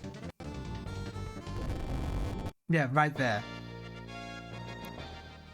Like the legs went and then like the head was its own sprite. But I noticed the high level of... When the Colossus enemy flinched, the whole sprite reacted. So that's a really insane amount of detail there. Like the whole main sprite flinched reacted as if it was flinching. So that means if they really did it in separate parts, then that means they like must have drawn each animation sprite individually. Of course, it might have been easier. It might be easier than I think because they would obviously have the sprite combined with other smaller sprites that basically they would already have seen the main sprite, and then they would have just adjusted what to draw by just looking at the whole thing and not like individual parts like I think they would be doing. But still, it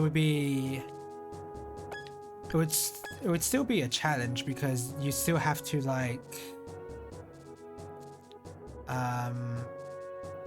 say you want to show some flinching, right? And the arms, the shoulder part of the arms and the chest part, they actually the animation that you want to show is actually like they're gonna overlap a little. So like you wanna, so I can imagine it might be a little frustrating to be like working on drawing the arm part, but then also having to draw the chest part as well, on its own separately, to make it look more natural with the arm animation that you just drawn. That might not seriously be an issue. I don't know for sure, but like, yeah. Of course, Squaresoft are sort of like industry experts, I guess. Industry experts and industry first in at least with this style of sprite work. I don't really know any other game on the SNES that does these kind of sprites like Squaresoft did back in the day. Maybe maybe Lufia 2, i.e. Natsume, but not even that. Not that's not as comparable as a game like Seiken Densetsu 3. I don't know.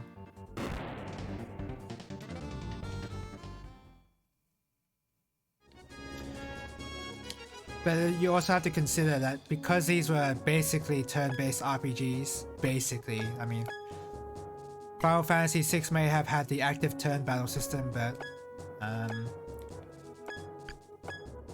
it's not really much different.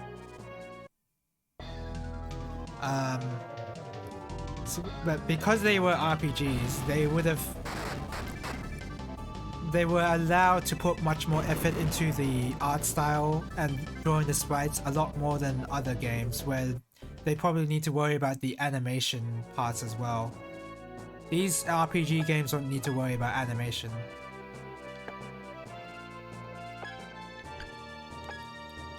Which is why I'm impressed they managed to show the flinching animation for each of the enemies here. I'm still impressed by that. And how each sprite moves its own body parts almost on its own. That's still pretty impressive.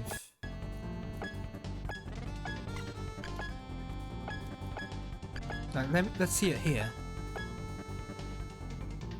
I mean, I don't think the dragons have... Like, look at that flinching animation. They did not need to show that at all.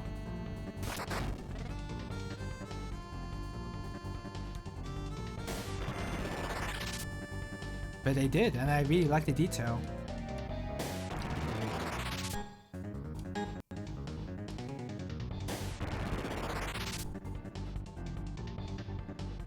Wow, the guy did not die. I don't know how he didn't die. How much HP did he have left? He's probably one hit away to dead.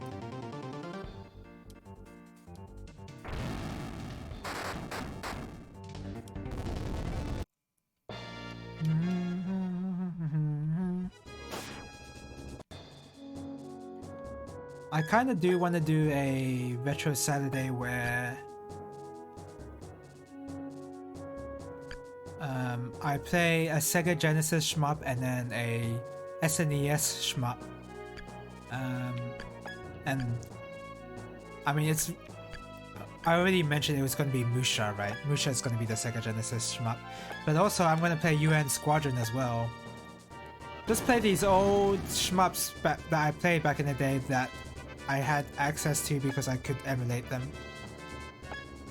UN Squadron is going to be the one where I'm kind of afraid to revisit because I know how hard that game is. So, I don't know. I mean, Musha, it's not like Musha wasn't easier. I remember Musha being a hard game too, but UN Squadron has the wall obstacles I hate in most shmups. So I remember a particular stage in UN Squadron where you had to navigate through a cave, and that part was very annoying and claustrophobic for me. It was I don't want to go through that stage again. I really don't feel like doing that again, but I may have to, depending on how far I get.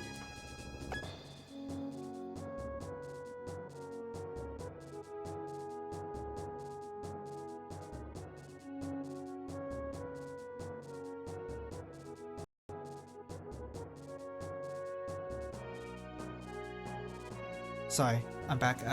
Mentioning ATB, Square sure did try really hard to make a hybrid turn-based real-time system back in the day. Yep. Starting from FF4, 5, 6, Chrono Trigger, Seiken Densetsu, 3, Secret of Mana.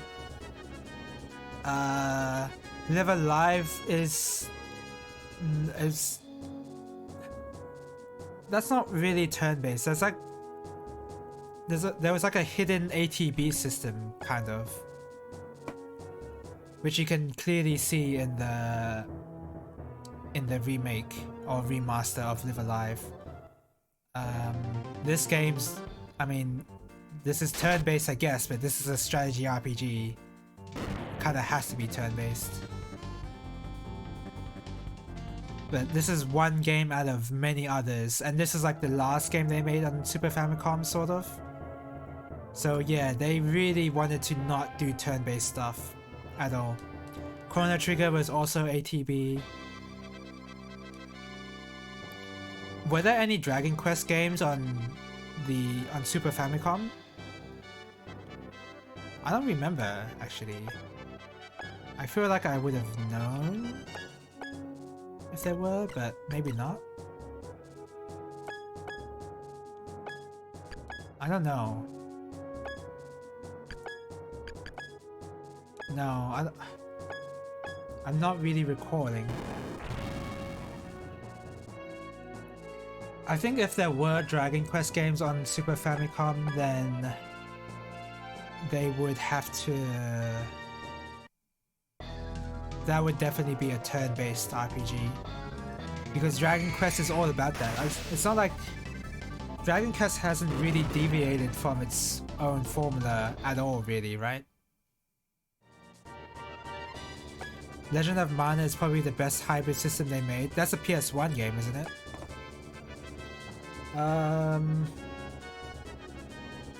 Yeah, I think so. Valkyrie Profile. Games Arts ended up making the best hybrid system in general. That was Games Arts. I don't know what that is. It's a company, I'm assuming. I really like the Valkyrie Profile type of hybrid system. And eventually Super Robot games and no, not Super Robot. Project X Zone, Project Capcom Cross Namco, I think, is Tri-Ace. Oh, really? Okay. I didn't know. I almost searched up Valkyrie Chronicles. Developers Tri-Ace, Square Enix. Published by Square Enix. There you go. Game Arts made Grandia. Ah, yeah. And now I have to remember what Grandia even was. What was the combat system again? It was. Oh yeah, there was like a shared time bar between your units and the enemies as well, and then yeah, okay, I remember. And then some moves have charging time. Yeah, okay, I remember. Yeah. The benefit with that one though is partially due to it not really being that active, because once your turn went up, time froze. Like the time froze when your turn came up. Whereas in a game like FF6 or FF7 or FF8 or FF9, I don't know about FF9, but in those games with an ATB system, the time still went even though characters' turns are able, even though you can select your character's turns. But a lot of people say that you can alleviate that by putting it on like pause whenever you on your magic menu or something. But that's really annoying to do because you might not have, you have to react. My issue is that as soon as the menu pops up for your character, there's some time for you to react to what you want to do, and then that small time allows the enemy to gain a little bit of ATB, and then your character will not gain anything because they overcapped, basically. They overcapped on the ATB. That's the worst part about ATB in my opinion. Whereas with Grandia, it was sort of the similar function, but the time freezing was probably the best part. Like I didn't really mind it because of the time freeze. It didn't really feel like to me that the enemies were getting cheap shots on me, like how I felt with FF6 or even FF4.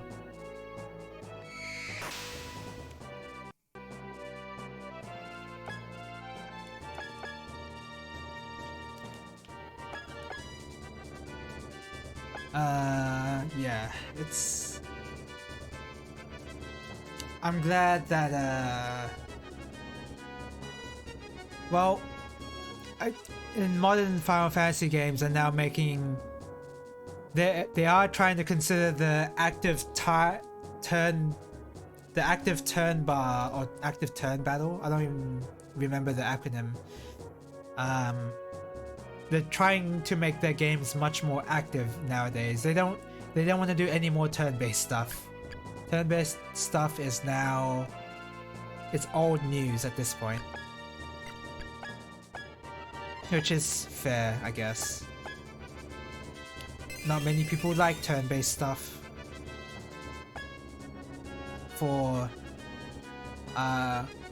what might be controversial to say, for bad reasons, but they're still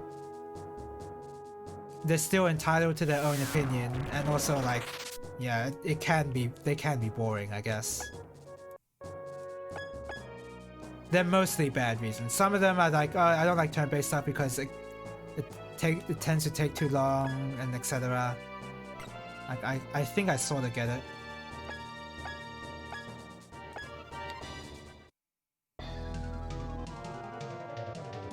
But like if you think turn-based stuff is boring in the sense that it takes too long to do stuff, then maybe I could see how that could be a thing. But the turn-based gameplay being boring is not. I don't think that's a good reason.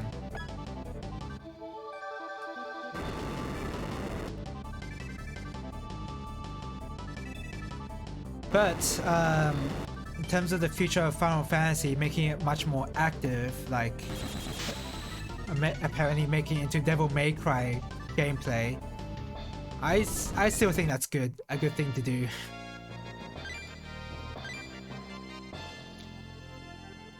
Final Fantasy 16 it does look a lot more interesting with its own DMC gameplay, so it's probably for the best that Square is focusing on real-time combat.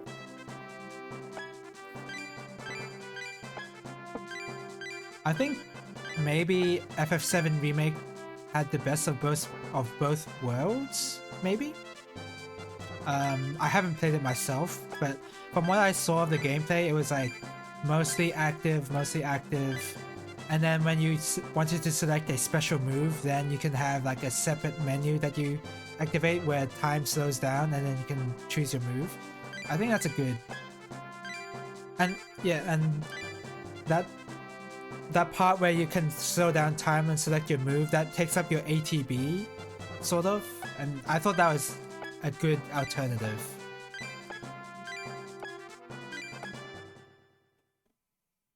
To the ATB system.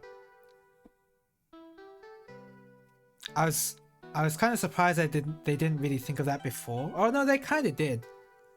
They kind of did with FF15, Final Fantasy 15. When you wanted to select your companion special abilities, time slowed down, right? No, wait, did they? No, I don't think they did actually. It's been so long since I played it. I don't think they did. And again, this damn instrument reminding me of Zero Ranger instead of what should be older games in Zero Ranger. What's with this elaborate looking door here? Ah! Something the matter, princess? I knew it. It's one of the divine dragons. It's on the other side of the door. Alright, it's our turn now. Let's go, Taicho. Actually, sorry. Sorry, I know I'm in the middle of a cutscene, but I'm gonna look up Tri-Ace. What else have I made? Oh, Star Ocean. Okay, I was like, I've heard of Tri-Ace name before, and it's not just Valkyrie Profile. And yeah, it was Star Ocean. Sorry, I was just too curious. Understood. Wow, this is pretty steady indeed. It won't even budge. Ugh, this will reflect rather poorly on the good name of Palace Armored Soldiers. It's just as I thought. We can't open this door with brute force. If this is the door to one of the divine dragons, then there's no way you can simply wrench it open. No. Speak, friend, and enter. The only person who could ever open this door has one with the power to become a Dragnar. Step forward, princess. I understand. I'll give it a try. Whoa! I put all my strength in opening that door, and it didn't even budge. But she just... Inside is the divine dragon, right? The divine dragon is calling out to me now. The divine dragon is up ahead. I'm not sure whether or not the rest of us will be able to enter, though. I will not allow Princess Yo-Yo to be put into such a dangerous situation. View, go on ahead and make sure everything is safe first. Okay. They want to give me something. Probably one of their powers. Are you okay, View? I have a bad feeling. Come on, View, let's go. Oh! What? What's going on here?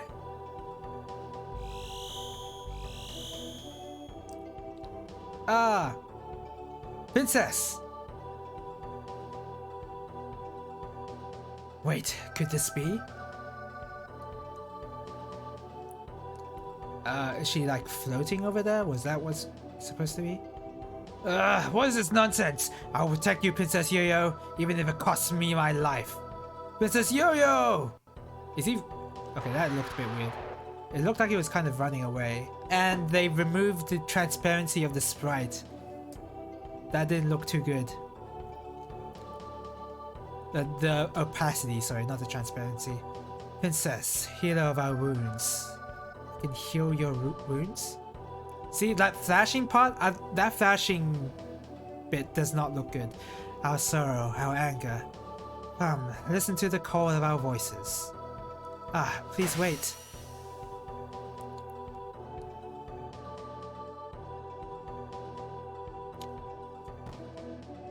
I still don't even understand what I'm looking at there.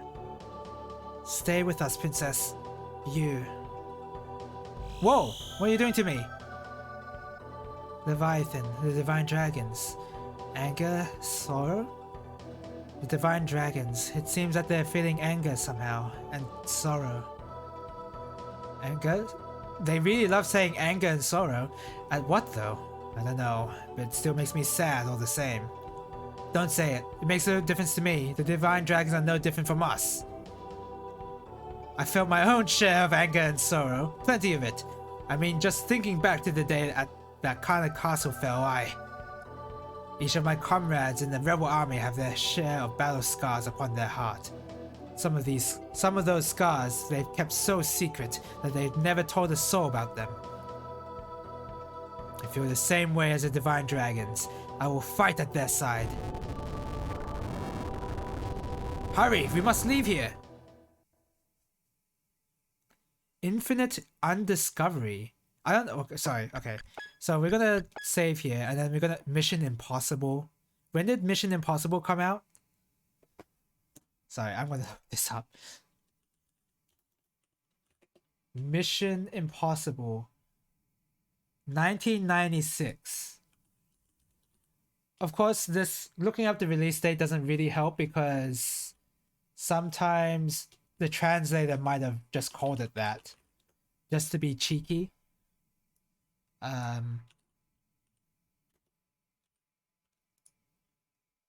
1996. So I feel like this must have been a translator joke, sort of.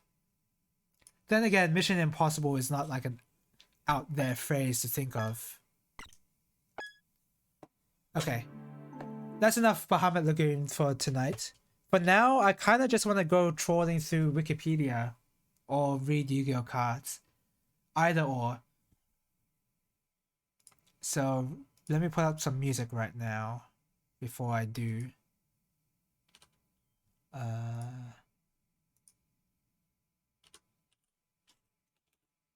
Let's put on some Chaos Field music.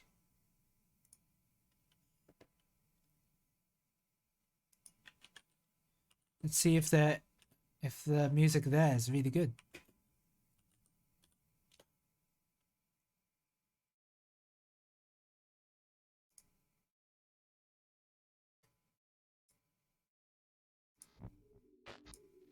Weird music already. This is kind of reminding me of SMT Nocturne music.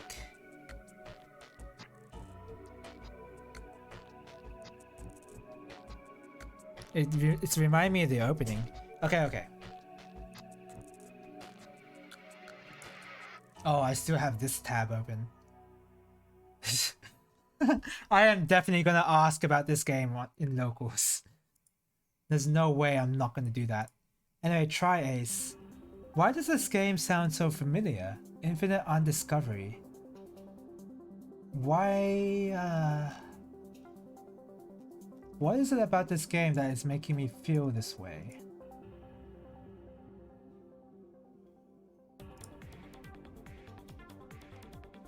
Wow, jamming music.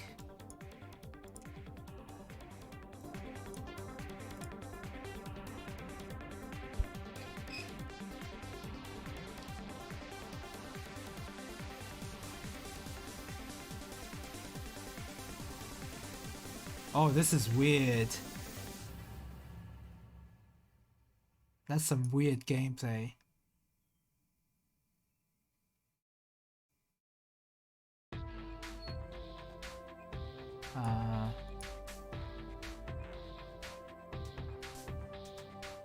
Why is this so familiar? I don't know why. I don't think I've ever... Maybe when I was looking through the Last Remnant games, this came up as well. Because the Last Remnant originally released on Xbox 360.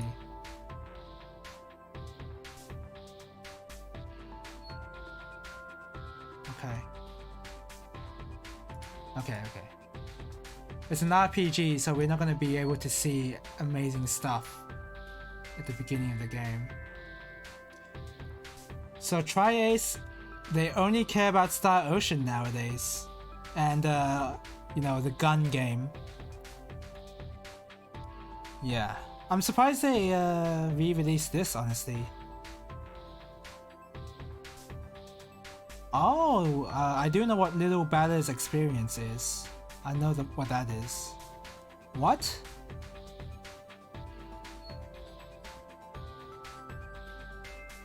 Wait, why is their name they developed Final Fantasy 13-2? I've heard good things about the gameplay of 13-2. So maybe that's a good thing. Maybe Tri-Ace saved it a little. What is beyond the labyrinth?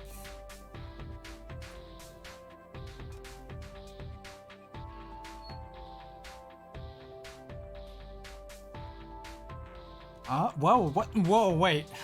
The soundtrack of the game is composed by Motoi Sakuraba? Wow, wait. Takahito Koyasu, isn't that the Dio voice actor?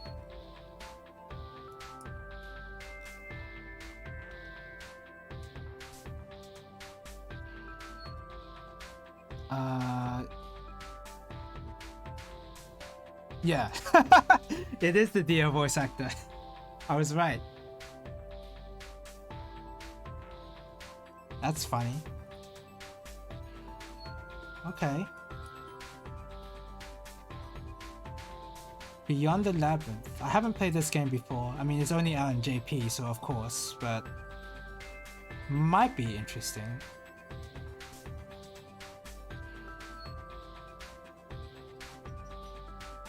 Might be interesting. But I don't know. Tri-Ace. I mean, Tri-Ace is a good company. They developed good games, but it's not nearly as interesting as looking at Milestone Incorporated library of games or their history. Like, the rocky history of Compile is a lot more interesting to me than Tri-Ace right now. Calros.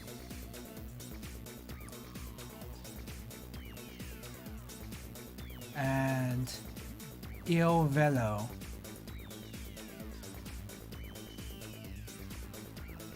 This is another Dreamcast Naomi Naomi something. Sega Naomi, okay.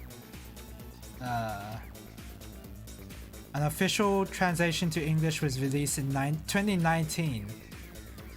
Okay. Demo version of the game. I just want to see how it plays. Oh, okay. Never mind.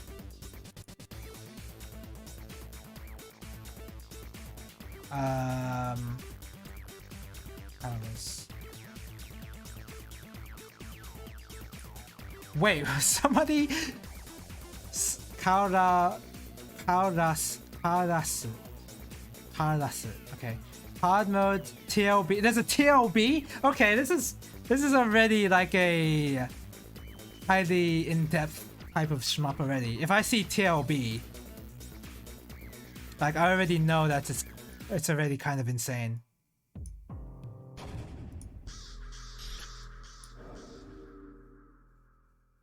Sorry. Let's see what this is about. Wow, 27 minutes, not that long. Like, not too short either, so I guess it's perfect. Like, oh, I don't like that HUD. I'm not sure if I like that HUD very much. Oh, okay. Something weird is going on. We're playing some Ketsui here. Okay, we're playing Ketsui. This is how you get the high score. You better take notes.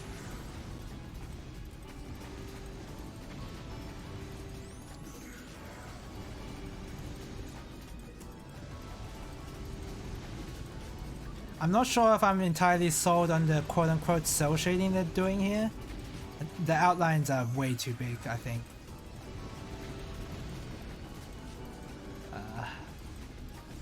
Yeah, I think they're just really way too big. They look way too cartoony, which is the point of cell shading, but I don't think it works very well. I mean, it helps. Well, in terms of enemy visibility, it helps though, so I guess it doesn't matter. I want to see the TLB. I want to see how insane it gets. Okay. The portrait at the top left changed into the weird face.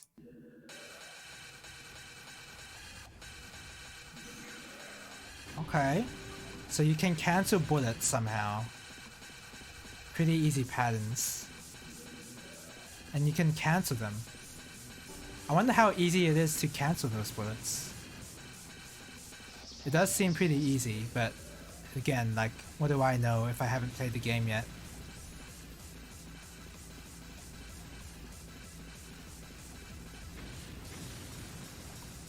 It doesn't seem that hard.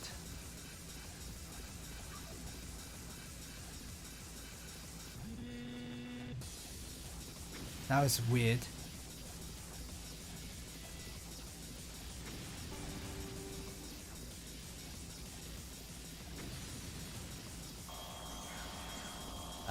Okay, that could definitely catch me off guard, the lasers. Lasers always catch me off guard. Okay, that is... The way this guy is trying to dodge the stuff, okay, that is quite hard. He's not even considering the lasers in the middle. He's just dodging it this way. Okay, yeah, that can be a bit more challenging. But again though, I wonder how he's cancelling those bullets. He can't cancel some of them, I've noticed. The HUD on that side there makes it kind of difficult. But I think it's only because this player is doing it in a weird way. Oh, he got hit! He got hit! He sucks!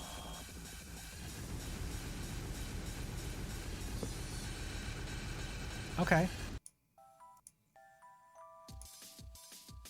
That didn't seem too hard, but then again, it could be different in gameplay. And it seems like this guy has already mastered how bullet cancelling works, so yeah, that still requires some skill. Okay, interesting game. And Il Velo.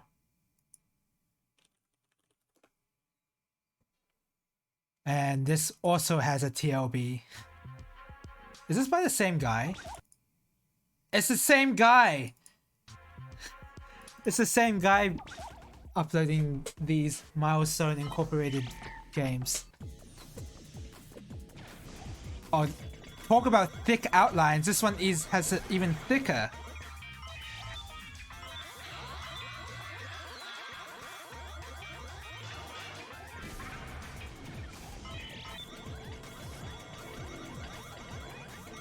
Okay, that stuff is just going on and I don't understand any of it. What is this? Why can I like is this like an options menu in Gradius?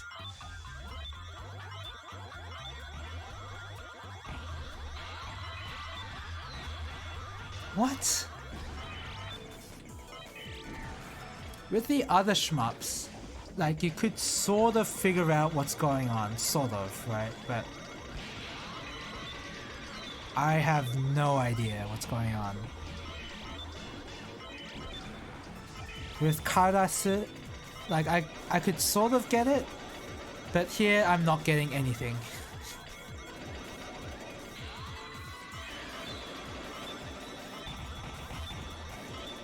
This seems harder than the other game we saw earlier, Karasu. Oh, those are some fast bullets.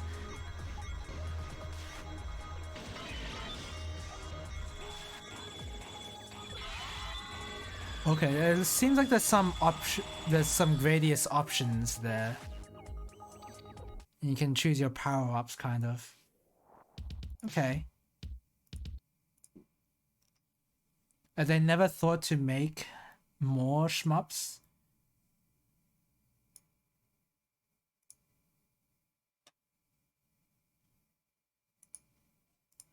Tank Beat. No. Is this a shmup or is it just some bad game? The cover doesn't look great at all.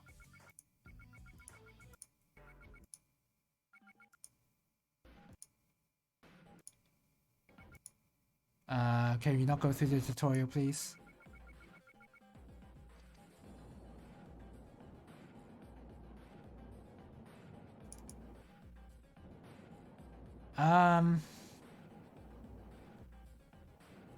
Oh, you have to draw in your tank's movement and then you can shoot. Yeah,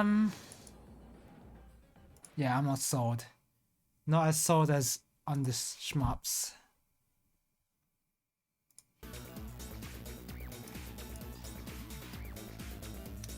Is that it? Oh, I guess that's it. Project Cerberus.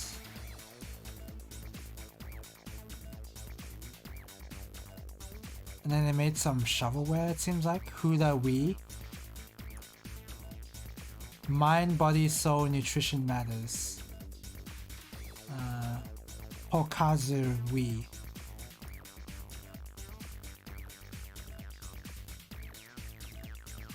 Yeah, it's like very rocky history here. They never really made any more shmups.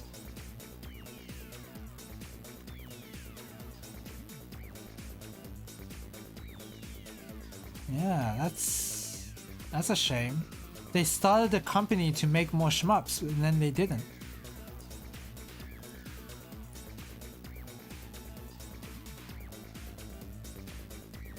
There's not even anything on Wii about Pokazu Wii.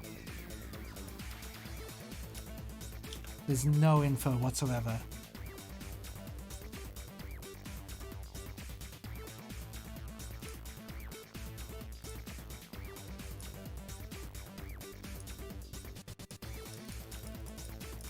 Yeah, you can't... Yeah, okay. No one knows what this game is. Okay.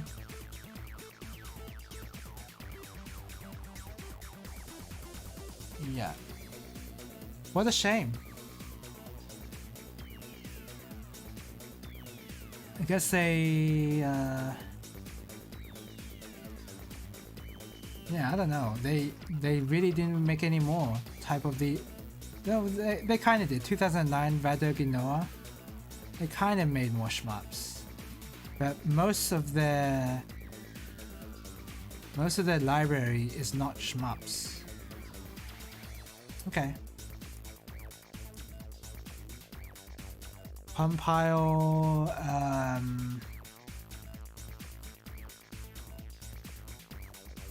Compile focused much of the development efforts on the shoot 'em up genre until 1993. A few personnel left the company to work for another video game development company, Rising. Famous. Has Rising made other shmups that I know of? Armed Police Bat Rider. Wait. 18 made this game? What? 18 made this?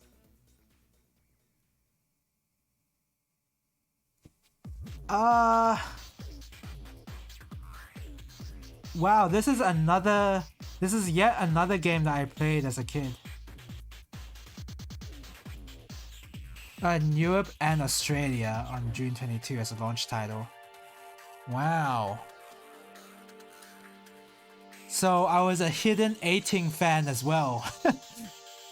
Oh, Castle... Wait, no way. Oh, 18. 18, right. I forgot. 18. 18, right. What I don't know why I was like, oh no, Rising is not aiding. No. This is the fighting game company.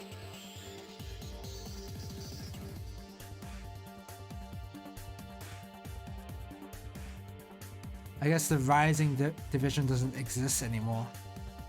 But yeah, they made DNF Duel. And Kamen Rider Batride War.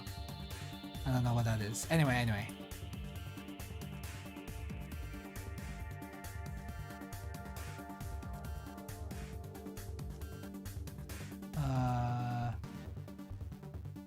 Wow, they don't even mention... Oh no, Milestone Incorporated.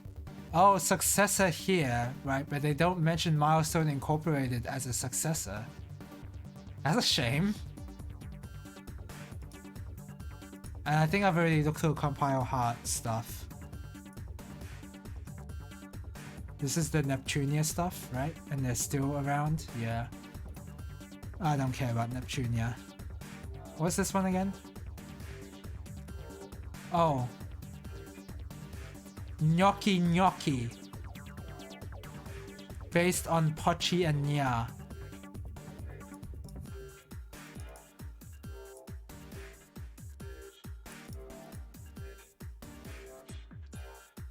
Let's find out what this is. Gnocchi Gnocchi Tabidachi Hen.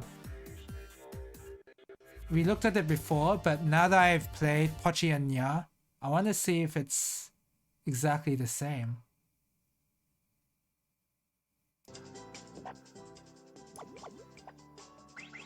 Okay. It's a much faster version of Pochi and Nya.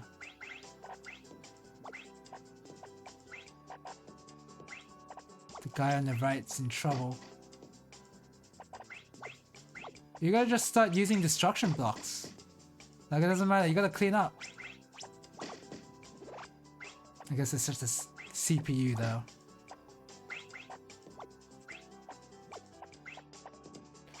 Wait a second, did you see that?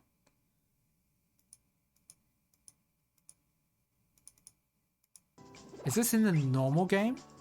You see this destruction block here? If you place down 3 blocks, if you don't place down anything in time, it turns into a garbage block? I wonder if that's in the original game. Anyway. Should I go read some Yu-Gi-Oh cards? Yeah, let's read some Yu-Gi-Oh cards.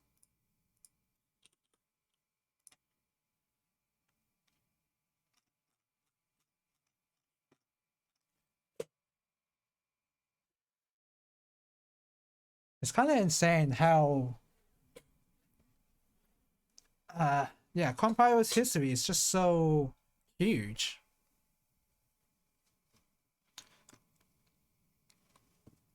Like it's such a shame they bankrupted, because I feel like they could have been a good developer that's still going strong, because they made a Puyo, but they gave the license to Sega and then stuff happened. Anyway,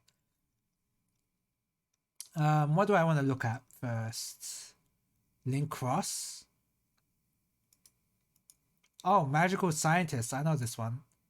Maho. Yeah, I recognize that kanji at least. Yeah, I remember this card. I don't remember why it's banned. I have to read the effect again, but anyway. Maho say wait, this is IE. This is not se. What is this? Ya? No. What is it? Oh, sa. Cyan.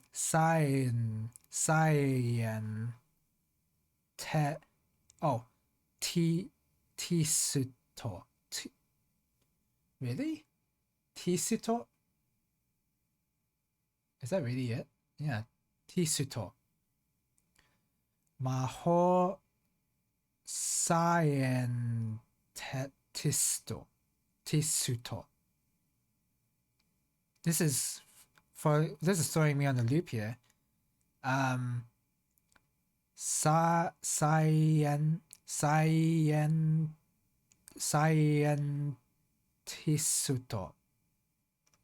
Scientisuto. Yeah, that's weird. Wait, it's not ho? Oh, it's do. No, that is not ho. That's do. Mado. Well, I recognize the ma kanji at least. I may not have remembered this one, but okay. That's funny that they're using the same the same characters as the Japanese kanji, and that's because kanji is Chinese characters. Okay. Pay 1000 life points to special summon 1 level 6 or lower fusion monster from your extra deck and face up attack or defense position. That's too strong. That's already too strong. That fusion monster cannot attack your opponent's life points directly. Who cares? And is returned to your extra deck at the end of the, that's too strong.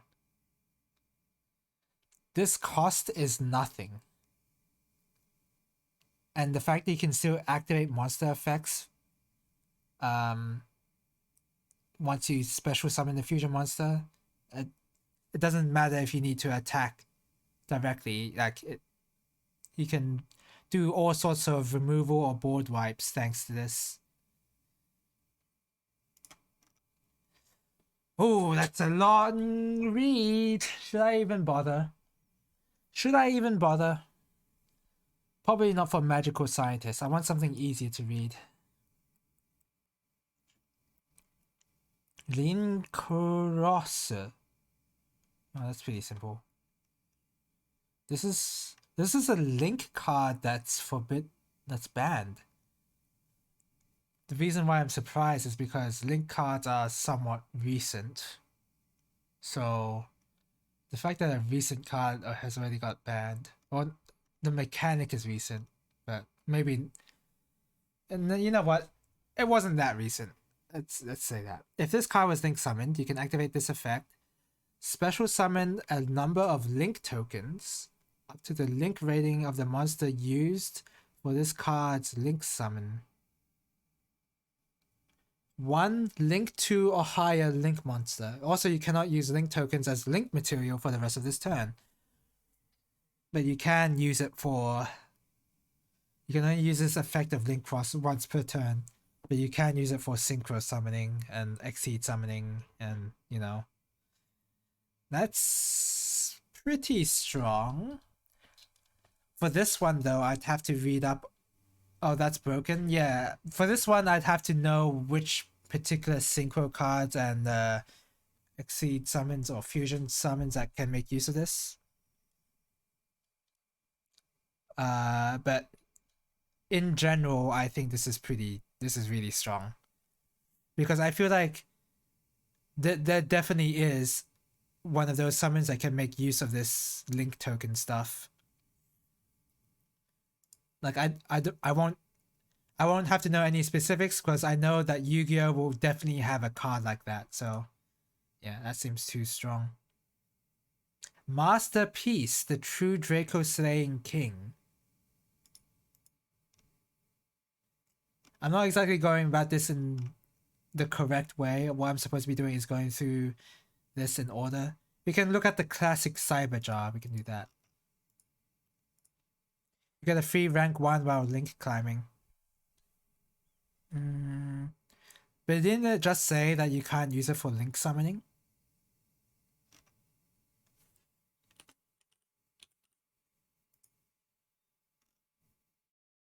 One link 2 or higher link monster. You cannot use link tokens as link material for the rest of this turn. Why not forever? Why does it have to be? I mean, it's a bit slow to use it for the next turn, but still. 1 link 2 or higher link monster.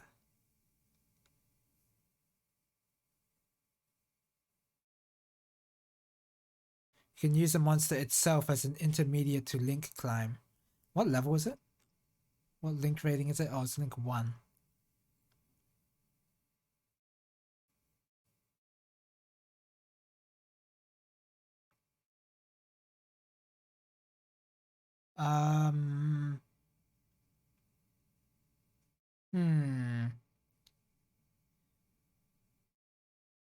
I'm not... Maybe it's because I'm not too used to how link summoning works on a meta level. But I'm still not seeing it.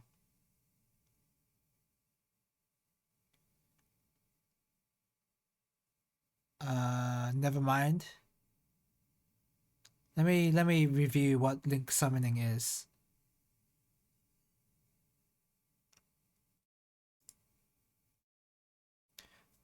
Probably some sort of easy conversion then. Yeah.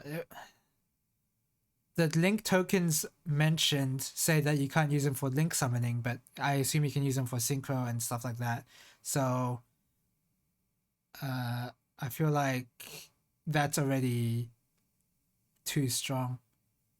Link monsters have a link rating. Link rating determines the number of link materials required to link summon it. Link rating is also equal to the number of link arrows it has on it. A link monster's link rating can be found next to its attack. Do not possess, cannot be used as material for ritual, synchro, or XYZ summon. Also, level or rank modifying cards such as do not affect link monsters.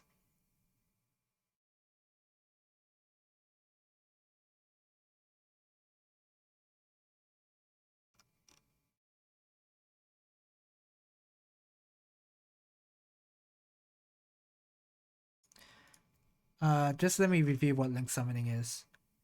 The turn player can link summon a link monster from the extra deck by sending face-up monsters they control equal to the link monster's link rating into the graveyard as link materials. It will say so in their description. After the link monster is summoned in either extra monster zone, main summon. When using a link monster for a link summon, it can be treated as one link material or multiple link materials equal to its own link rating.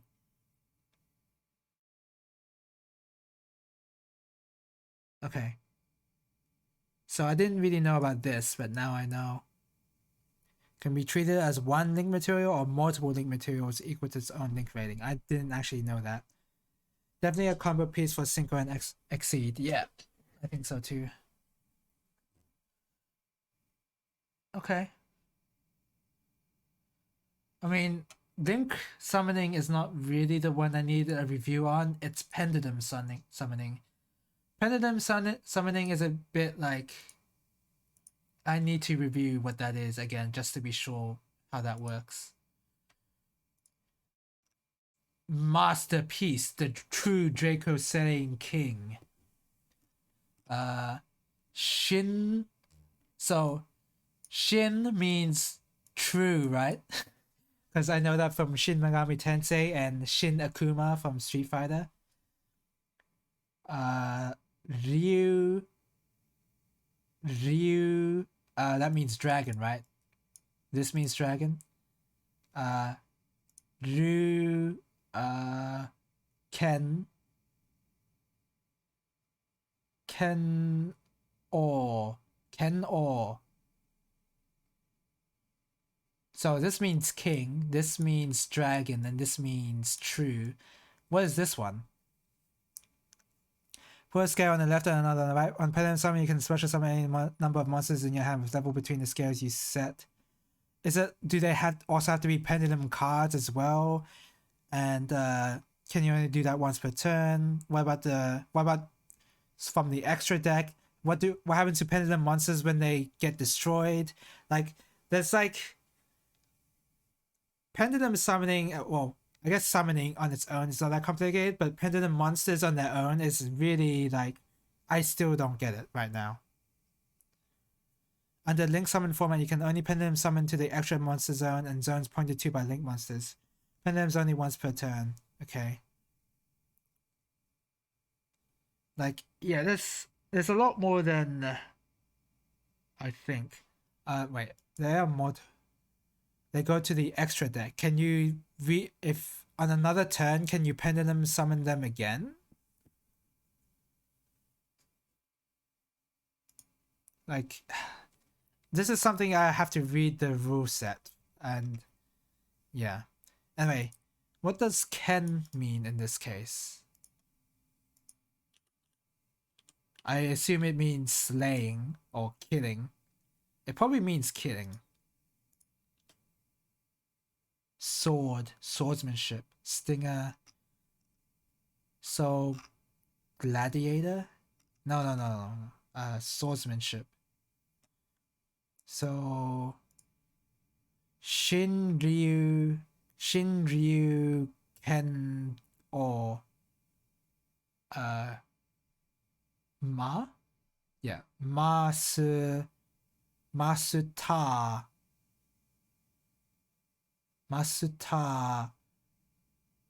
Peace. Peace. Okay, peace. Masterpiece. Okay, this is masterpiece. Sword. What does the translator say? The true dragon sword king. Okay, yeah, that makes sense. You can resummon them with Pendulum, yes. But isn't it like once per turn? Like you can only do one Pendulum monster from the extra deck, or is it multiple cards from the extra deck that are face up? You can resummon them. Because I know that when Pendulum monsters are destroyed, you put them face up on the extra deck, I think. And then can you, at the beginning, before the match even starts, can you put Pendulum monsters in the extra deck, or are they part of the main deck? How do you use them as the spell card effect? Do you just put them on the spell field or something? As many as there are valid targets. Okay, in general, okay. And you have enough zones. But under Pendulum Summoning, but in Pendulum Summoning, since we're doing Link Zone format, Link Summoning format, that means you can only make use of 2. Pendulum monsters start in the main deck. Okay, can you only use 2 of those zones then? Because I know there's 2 Link zones. So you can only use those 2, is what I think you're trying to say. And if you try, you can't Pendulum summon. You can't use Pendulum summon monsters on your main monster field unless there's a link arrow pointing to that zone. So that means if you only run Pendulum monsters, then you can't put down more than 2. Like if you have no link monsters whatsoever, you can only use 2 or even only 1 or none if the other guy is using those extra monster zones. There's simultaneously spells and monsters. When the spells are used a tiny text box, and when the monsters are used a regular text box. Okay.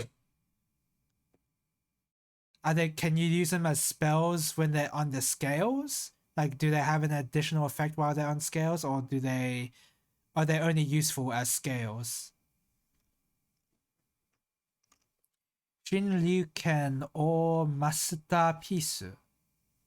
The true Dragon Sword King. Okay. That's Dragon Sword. I don't know why I got stuck on that, but yeah, it would be Dragon Sword. Anyway. Both extra monster zones can only be occupied by a single player via extra link. When they're scales, they're treated as spells. Okay. You can use them as regular spells too. Okay. Both extra monster zones can only be occupied by a single player via extra link.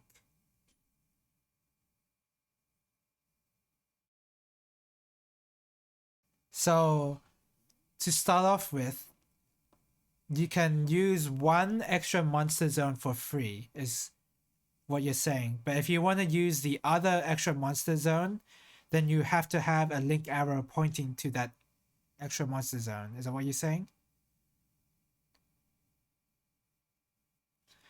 So, in essence, extra link is where you make a U shape with co-linked link monsters.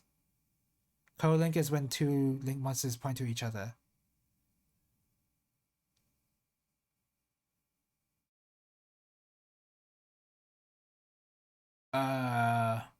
Okay. I did not know about the rules about extra linking and hard to pull off. I did not know about this extra rule. Co-linked link monsters.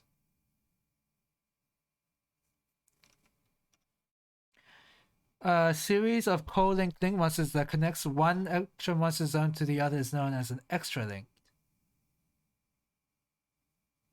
All monsters involved in this series are extra linked, which is a particular kind of being linked. Any monster co-linked with an extra linked monster is also extra linked.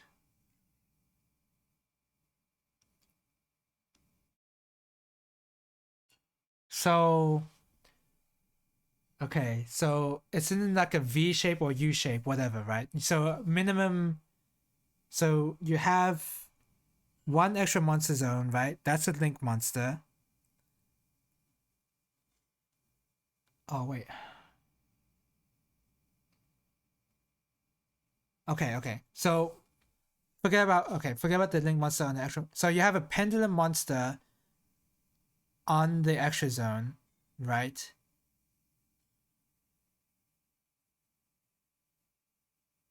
And you have two cards in the middle that are close to the two link monsters in the middle that are next to the empty extra monster zone. And if those link monsters are co-linked with each other, therefore, i.e. meaning their link arrows are connected with each other,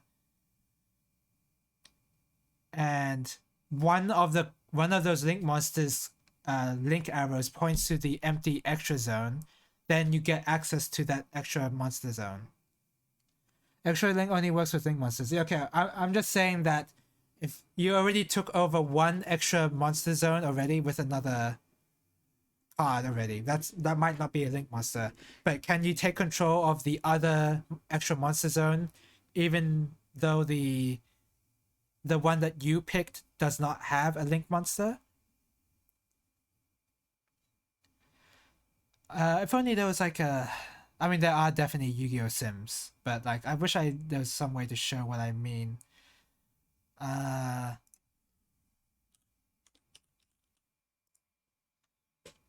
So, okay, let's do it this way. So you have these extra monster zones, right?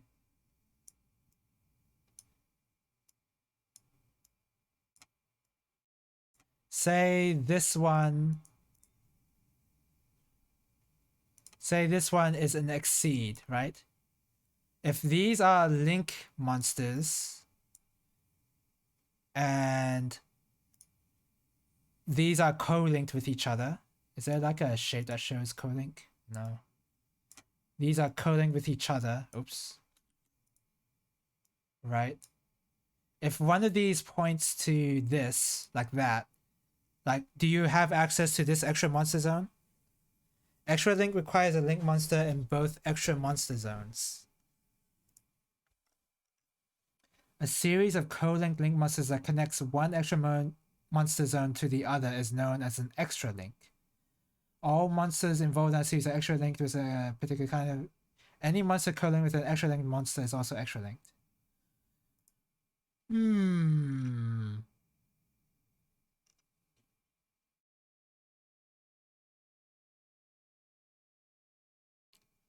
If that exceed monster is yours, then no, you do not have access to it. Okay. So you're saying... Okay, let's get rid of all those. So you're saying if this is a link monster, this is a link monster, and this is a link monster, and these link to each other, these are co-linked, and therefore this is an extra link. So now you have access to this monster zone if this points to that. You can pendulum summon from the hand pendulum monsters to main monster zones. Okay. And can they only be pendulum summoned, or can you normal summon them normally? If they go to the extra deck, then they have to follow extra monster link restrictions. Oh, okay. That is a very... yeah. These detailed parts in the rules, that is not an extra link. No?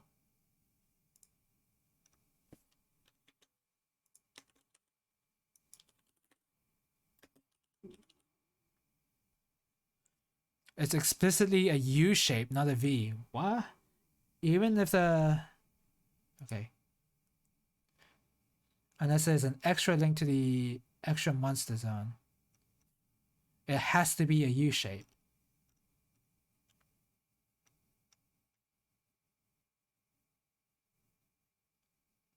Monster with special summon with an extra deck, it must be placed in either a main monster zone a link monster points to, or an extra monster zone. Wait, this applies to any card? So now even XCs and synchro summons have to be placed in a zone that a link monster points to?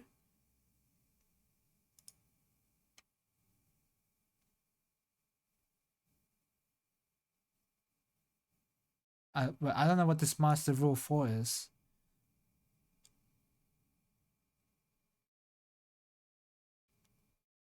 In Master Rule 4, yeah, so it's a different type of format.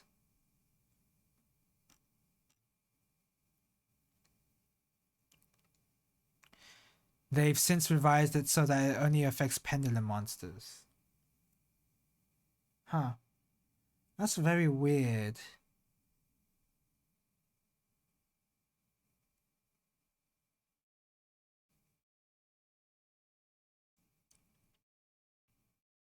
Master Rule 4 is a format that introduced link monsters, or rule set rather.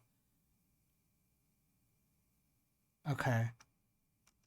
So here is the actual rulings, but here was like the introductory rules of link summoning. Okay.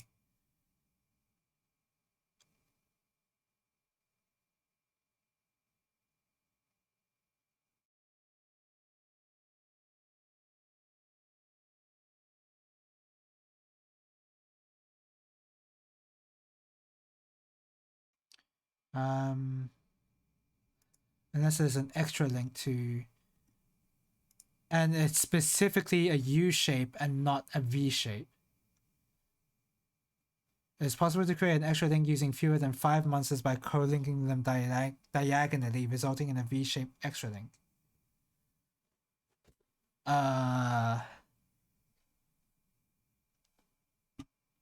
This...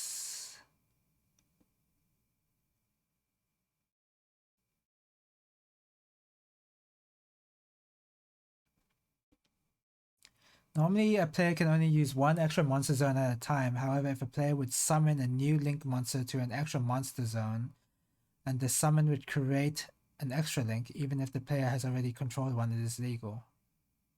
But it says here it is possible to create an extra link using fewer than 5 monsters by co-linking them diagonally. I guess you can extra with diagonals. Okay. Yeah. So that works. This will work.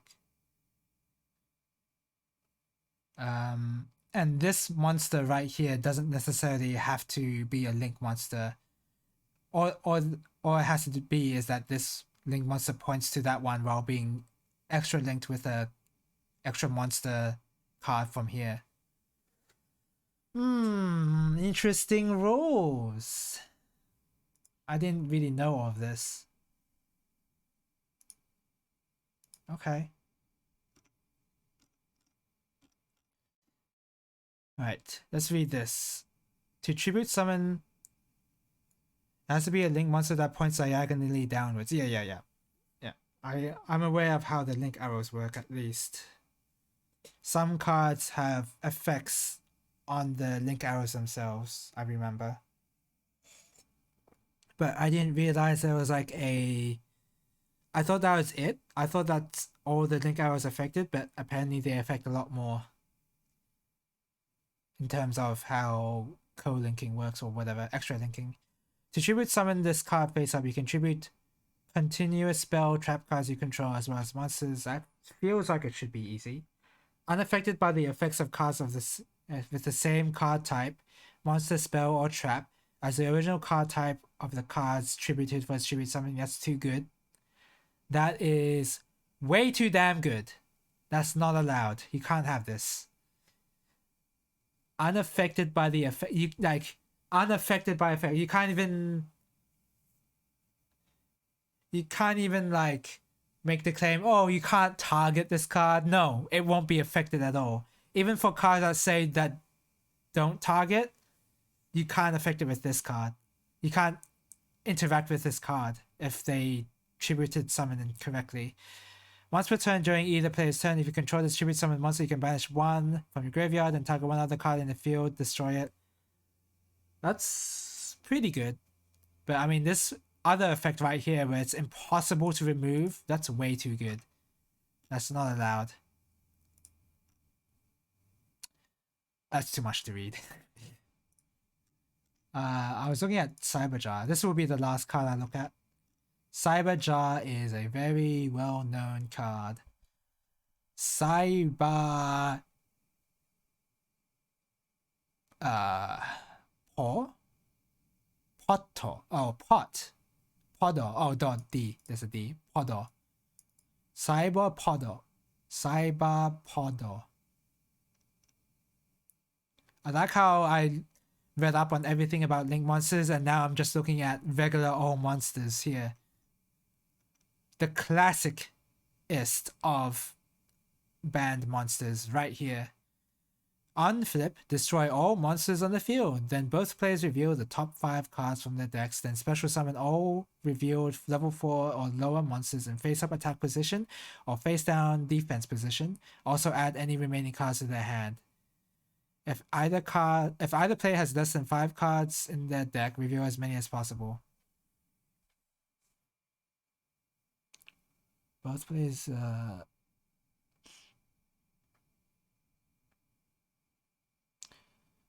I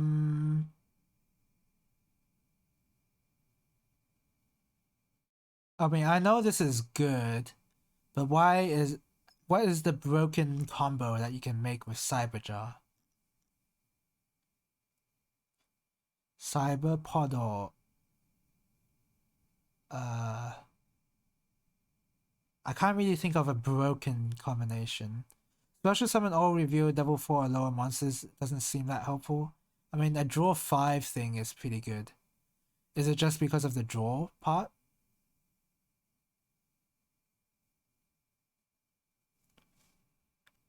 It might just be because of the drawing part.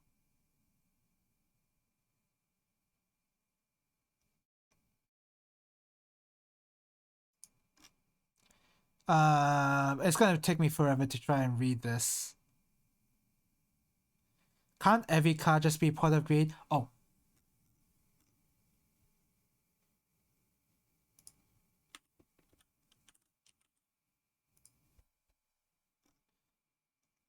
Hinoko.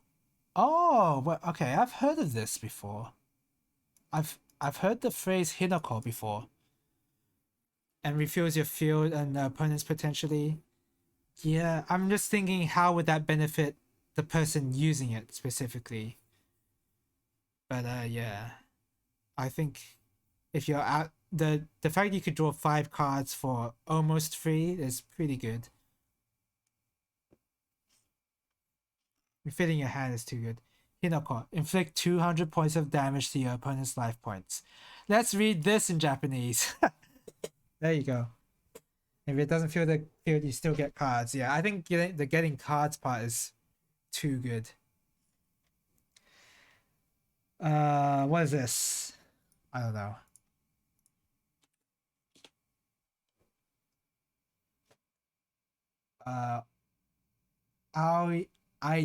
Aite. Oh, opponent. Right. I forgot. I have to remember this. This is going to be used a lot in the Yu-Gi-Oh card text. Aite. Aite. Aite. Aite life.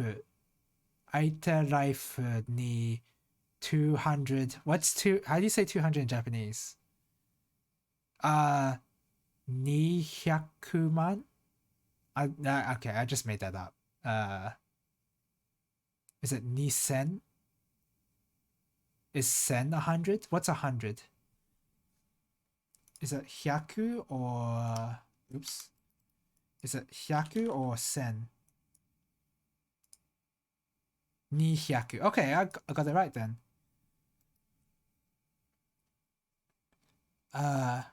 Ni Hyaku bo po poito pointo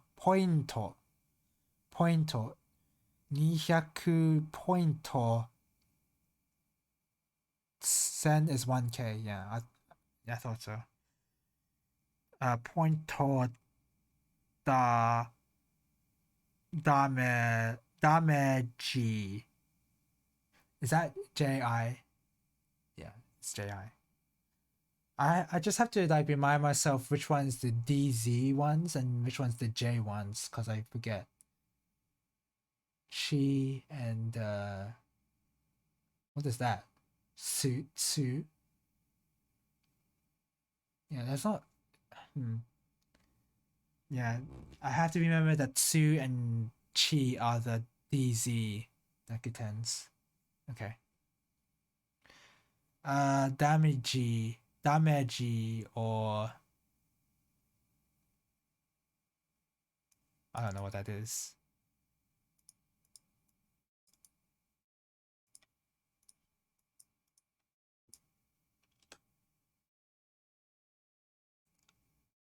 Ate,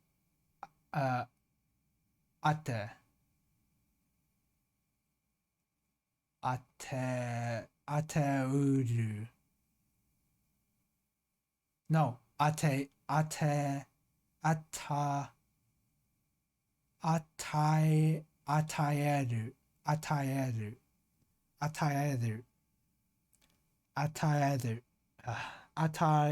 ataeru. That's a little bit of a tongue twister. I ataeru, ataeru, ataeru, ataeru, ataeru, ataeru, 与える ataeru, ataeru. I have to remember the pitch accent as well. Although I'm not at the level yet where I should worry about pitches, but it would be nice to get it a little bit right. 与える Ataeru, 与える ataeru. 与える So it's rising. Ataeru. It's rising there. It's not that important that I get that right, but it'd be nice.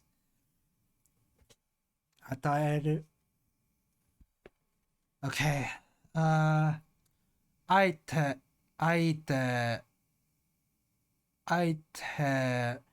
life に200ポイントダメージを与える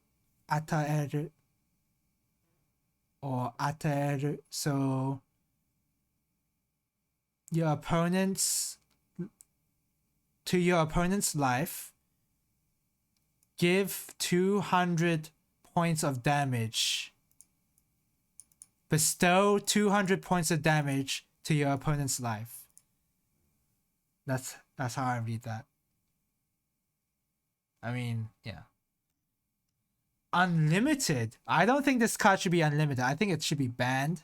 I think it's too good. A staple in most burn decks. I think it's pretty good, so I think it should be banned, honestly. Okay. Yeah, then that's it for today. I'm glad we could... I'm only gonna read Japanese text of cards that have really simple effects like this one right here and Pot of Greed. Those two cards are really easy, so yeah. I mean, Dark Hole probably would be easy too, right? So yeah, I am not... Forget reading this one all the way with the amount of time I have left. There's no way. So yeah. Okay, that's it for today. Tomorrow, I think I will do a stream. Maybe more Bahamut Lagoon.